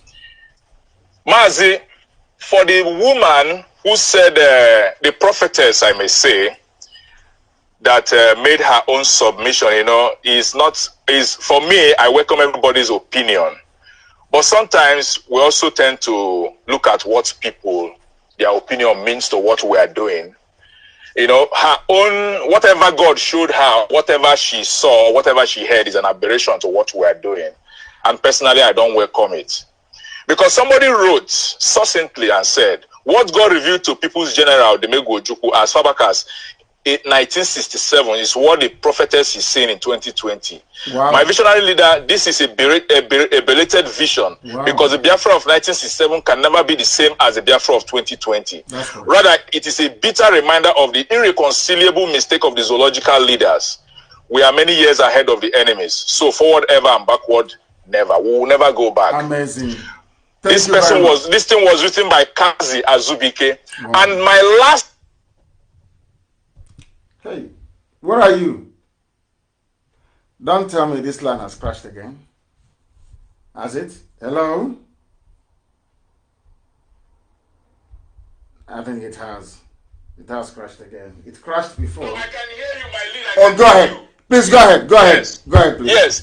My last submission is, please, today's program is an unusual one because the kind of contributions I've heard today, I've not only learned from you, I've learned from many contributors. Me too. I've learned from all of you.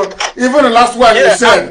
Remember our brother here said, you cannot have restructuring where there is no structure. I'm in love with that structure. Oh my goodness, it's beautiful. Please, Mazi, please, use this platform to appeal to our people, not to only wait until you come on. We have various radio stations that they can call and educate us. The two people that spoke from London, they are very seasoned professionals. Yes. Every other person that has spoken have spoken very well. We need them to come to our radio, the USA radio, the South Africa, the Biafra land, and talk to our people. This platform is a citadel of learning. Please, Mazi, may Chukwukabiyama continue to bless you. Whenever you speak, may you speak wisdom to us. And when we hear, may we not be only hearers, but also doers of the word. Thank you and God bless you. Hey, Mwachineke, he said, thank you very, very much. Thank you very much for that. The quality of callers we are having today is just amazing. Absolutely amazing. It's unbelievable. You cannot have, please, can somebody post this on my page, please? I don't know his name. Oh, I wish I knew his name. Just say from a caller, you cannot have restructuring where there is no structure. Does Nigeria have any structure? I don't think so. I do not think so at all. Don't tell me this phone has crashed. This is absolutely pathetic. Absolutely pathetic. It keeps crashing. I don't want to do bad market for them. For iPhone, but they're not doing very well. The caller on the phone, can you hear me? Yes, sir. Master, good evening, sir. Good evening to you. Your name and where you're calling from? I am Prince Samuel Ernest. I'm calling from Dakar, Senegal. Your name is Onyechukwu, not your Igbo name. I don't want to hear that again. All these English names to make me sick. Your name is Onyechukwu. Please go ahead. Sir, please, I want to thank you for all the privilege that you have given both Biafrans and non-Biafrans. But my very opinion to what the so-called prophetess said is that I don't want to hear such a thing again. If God sent her a message like she claimed, or God revealed something to her, why don't she go straight to the Yoruba kingdom and to the Asorok to the presidency or whoever that is in Aso Rock there, why don't she reveal the same thing to them? Why don't she talk to them? Must it be you? And must it be now that we are ahead of things, that we are about to liberate, that she will wake up to utter such an utterances? To me, I don't value such a thing because she has no idea what Biafrans have gone through and what the Eastern region people has ever gone through since 1960 till date. Now, the so-called, the same God that she claimed she had from, I want to know, does this God suck blood? No. Does this same God support the killing and the humiliation of human beings? The one he told us that he created in his own image. I don't think so. So why God support the same thing, and why would God reveal such a thing to her? That people will be raped, murdered, and slaughtered, even the same people that are God's own children, preachers of the God's word, according to like maybe some of those reverend fathers who have been slaughtered. Are they not men of God? Does it mean that God support his own men to be slaughtered? I know. I wonder why some people behave and reason abnormal. If she's paid to come and say such a thing to deceive us, we are more than ahead of her own thing, her own thoughts. I wouldn't think so. I wouldn't go that far. And thank you very much, my dear, but I wouldn't go that far to say she was paid. No, she's just giving her opinion, which we respect, but respectfully also disagree with. The caller on the line, can you hear me? Yes, sir. Good evening. Good evening to you. Your name, please, and where you're calling from, if you may. My name is Emeka Nwafo. I'm calling from Gothenburg, Sweden. Gothenburg, Sweden. Please go ahead. I have two things to say to you, sir. Please say it. We don't like to mention about the woman that spoke on the platform today because everybody has his or her own opinion. And we don't like people to give her more attention because if you know in spirit and if you see in spirit, you know that everything has come to conclusion about Biafra. This is her own opinion, and everybody, if you understand, as Bible made us to understand, everybody is a small God. God speaks to everyone.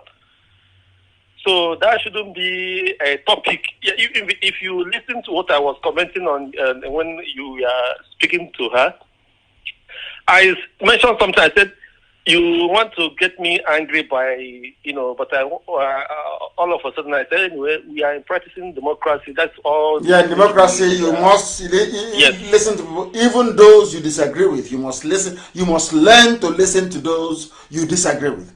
That is the essence of democracy. Of course. Yes. Of course, sir.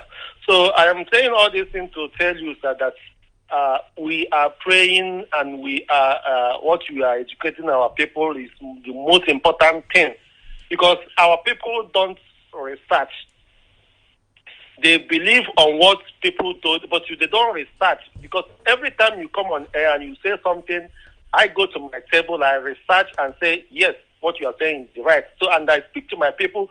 Don't ever believe anything that someone is telling you. Try to do your own research and come up with facts and figures. That is whom we are. So, as you are educating us and giving us all these facts, it's awakening the spirit of Biafrans. Those that don't want to know are now going into researching. So I am praying for you, sir, that God should give you more strength to carry on this struggle, because I know that you have a lot to do. Because when you liberate us, you liberate the soul of the Biafra. Not just that we got the freedom, no. But when you liberate our soul by reasoning like a Biafran, you have done a great job. So please, sir, continue doing what you are doing. God will be with you, sir. He said, thank you very much for that. Thank you very, very much. Let us see, maybe take one or two more calls and we call it a day. The caller on the line, can you hear me? No, he is not paying attention. Not paying attention. Can you hear me? The caller on the phone, can you hear me? Yes, I can hear you. Yes, please. Go ahead, your name and where you're calling from. It's Selma calling from Sweden. From Sweden, please go ahead. Yes.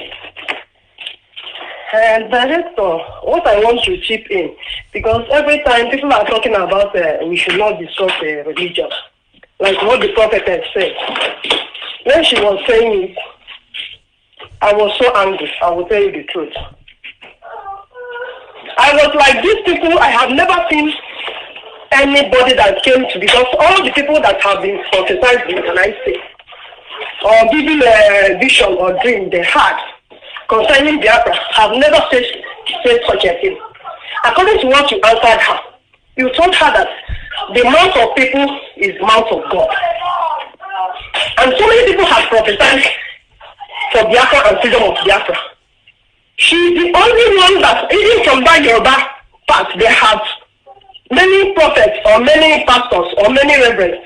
They have said such a thing that only what they are seeing is bloodshed and after division, and everybody will be on his or her own, and everybody will have his or her own freedom. She's the only one that I have seen that came out saying that she saw. But what I'm asking myself when she was saying all this is, have this woman ever been in the northern part of Nigeria? Because if this woman has been in the northern part of Nigeria, even before this whole scenario that is happening now, coming down to the east, you will see that our people that are living there, every minute of their life, every day of their life, they are living in fear. When I went there, for 1 year I sat there, I was like asking myself, why are you people comfortable where you are living in fear? Now, that same fear that they are living in the north is the one that they have pushed down and moved down to the south. And even when you from here went down home, you will be living in fear, even in your house. You'll be afraid in the night what will happen. Because it's happening now. Even in my own village where I'm coming from. The last year when I went home, one they cut his head and they raped one, the same animal. And these people, all these people that are prophesying about one Nigeria, they don't prophesy and give solutions. These people always came out to prophesy. That is what I have seen about them. They only see the problem, no solution. But I know one thing in the Bible. Even Jeremiah, even Isaiah, they prophesy doom that this is what is coming to the people of Israelites. That if they don't repent, that is the solution. Repent and seek the face of God, and this will happen, and everything will be normal. But all these prophets that are going about, when you say don't talk about Christianity, don't talk about religion, we will talk about it. The day you talk about Christianity, because you have stopped talking about this for a long time, even before, I think after the detention, when you came out, you never said something about religion. And I need you to emphasize about it, because our people are now using religion to do people. Because as far as I'm concerned, this one is not seeing Chukwu Kadiama. The person that talks to him is not Chukwu Kadiama. It's another God. We don't know the God, because any God can talk to you and you will come out and tell us. So many people have prophesied out of 90%, and 10% was out of 100%, and 10% was telling us that God told them that there will be now one Nigeria. Then who are we going to follow? Well, we told the 90% that told us the truth, because we know that the majority didn't carry the vote. We know that the mouth of God is mouth of man. So for me, we will be talking about religion, telling them that all these prophets of doom coming out from everywhere, saying whatever they want. We know that what we always save us in that country is freedom, and nothing but freedom for every nation under that country. Thank you.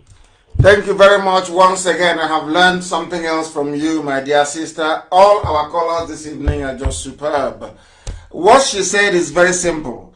So if our dear prophetess is telling us from New York, is telling us that she saw a vision where God said, don't divide Nigeria, how about all the other multitude of prophets that have been saying to us that God said Nigeria has already been divided? So who do we follow? Who do we follow? Let us take this very call. The caller on the phone, can you hear me?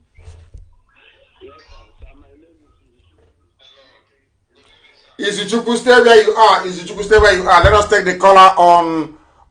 Is this Sonny? Is that correct? Please go ahead. Where are you calling from? I'm calling from Senegal. Please go ahead. I'm from Amandoba. Amandoba, beautiful name, beautiful place, wonderful people. Go ahead, please. I'm calling about the prophecy of the woman, of the lady. Hey, according to Simon Ekpa, there is one lady from Oduduwan. She called herself a pastor. She's in support of disintegration of Nigeria. Let Biafra go, let Fulani go, and let the Middle Belt go.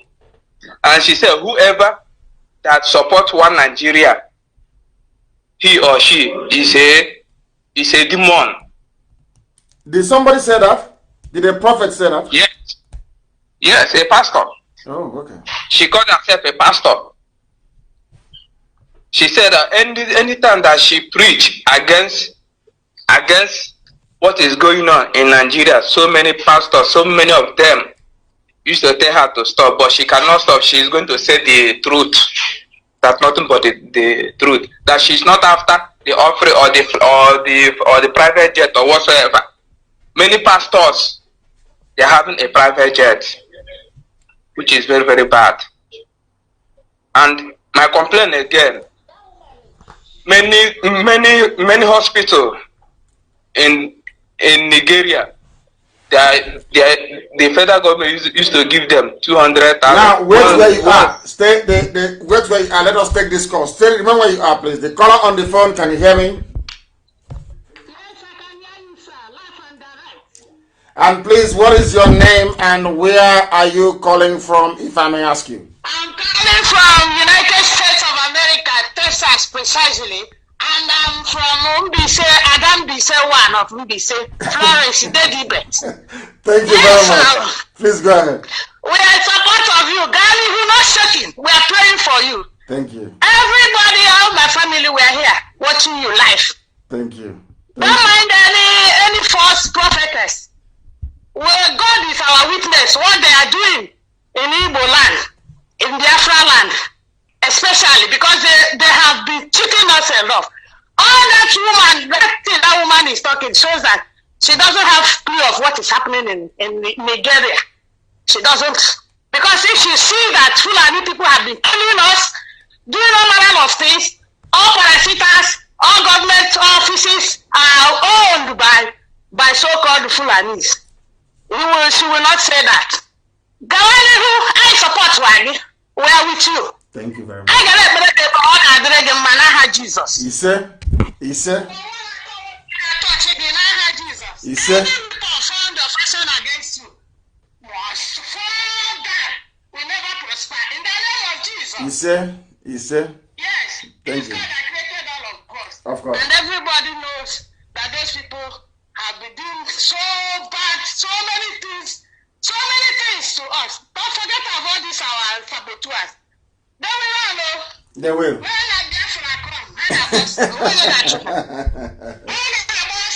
Of course they will. Thank you.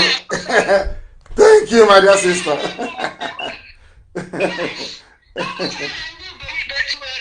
Respect to my food. Don't mind that. Thank you. To support all their own hand is ego na-enweisi n'ọdụ. Anya gbabụchichakwa ha. He said, thank you, my dear sister. Oh my goodness. Hey! I feel oh my goodness, these people are too hot. Even those in America, those in everywhere in the UK, everywhere so hot. In Australia, that's who we are. Formidable and unstoppable. We have respect for divergent views, but we are set on accomplishing this very mission that Chukwuka Abiyama said. this very generation must accomplish. And that is why we are unstoppable. Unstoppable. Our march is relentless. And freedom is the ultimate goal. It doesn't matter what the devil does. It doesn't matter what darkness does. It doesn't matter what gossipers do. In fact, I welcome it and I love it. When I go into social media and I see IPOB everywhere, hey! I'm so happy. Because every publicity is good publicity. Very, very important. And that is why we have preached this very gospel this evening, to remind everybody that the zoo is unsalvageable, because, as our brother said, you cannot have restructuring when there is no structure. Another one said, what Ojukwu saw 53 years ago, a vision Ojukwu saw 53 years ago, people are not just seeing it now. That restructuring that Ojukwu did not bring, that Aburi that Gowon failed to implement, that same restructuring that confab after confab never delivered. Is it now that the Janjaweeds are in power with no president? And by the way, has anyone seen Oshibajo yet? Has anyone seen him? You know, I'm giving them a false sense of security. I just want them to think I've forgotten. And then I'll hit them very hard and below the belt this time around. They think we've forgotten. They are dreaming. But I thank each and every one of you. I thank our dear sister, Prophetess Oshibajo from Bronx in New York. We thank each and every caller, every listener, wherever you are. Somebody just reminded me. I said 1 million people because by the time this program is over, if you give it 2 more hours, you will hear or you will know that nearly 2 million people have been reached. And out of that, nearly 1 million would have listened just via my page. I'm not talking about YouTube. I'm not talking about FM. I am not talking about satellite television. And I'm not talking about Radio Biafra app or tuning or Radio Garden and the rest of it. Everywhere around the world, people are waiting to embrace our freedom. And that is why we say that here, there is no subject that we cannot broach. There is nothing we cannot discuss. But I must say to our people that respect is reciprocal. Keep your mouth shut and nobody will talk about you. As for respect, we shall respect those that deserve it because, again, respect is reciprocal. If they respect us, we respect them. Respect for our elders in our DNA. We must respect those who respect freedom. We cannot respect those that keep selling us short to our enemies. That is why our resoluteness can never be questioned. Allow me to repeat, we shall respect our elders. Yes, because I too, I am an elder. So we respect those who are older than us and those who are younger than us, but not when we are misbehaving. If I misbehave any day, I don't expect you to give me any respect. I expect hatred and venom in return. I don't even deserve pity. Because I know I would never fail. I know I would never, impossible. From now till the kingdom come, impossible. I can never. Impossible. Because I know my mission on this very earth. That is why we proclaim with every certainty, with every assuredness, and every conviction, for those who do not know, that to us Biafra is much more than even freedom itself. Biafra is beyond the comprehension of mere mortals. To us, this family, this IPOB, Biafra is in fact our religion. And here on Radio Biafra is where we worship, because Elohim Adonai El Shaddai is our God. From me, from here, it is good evening.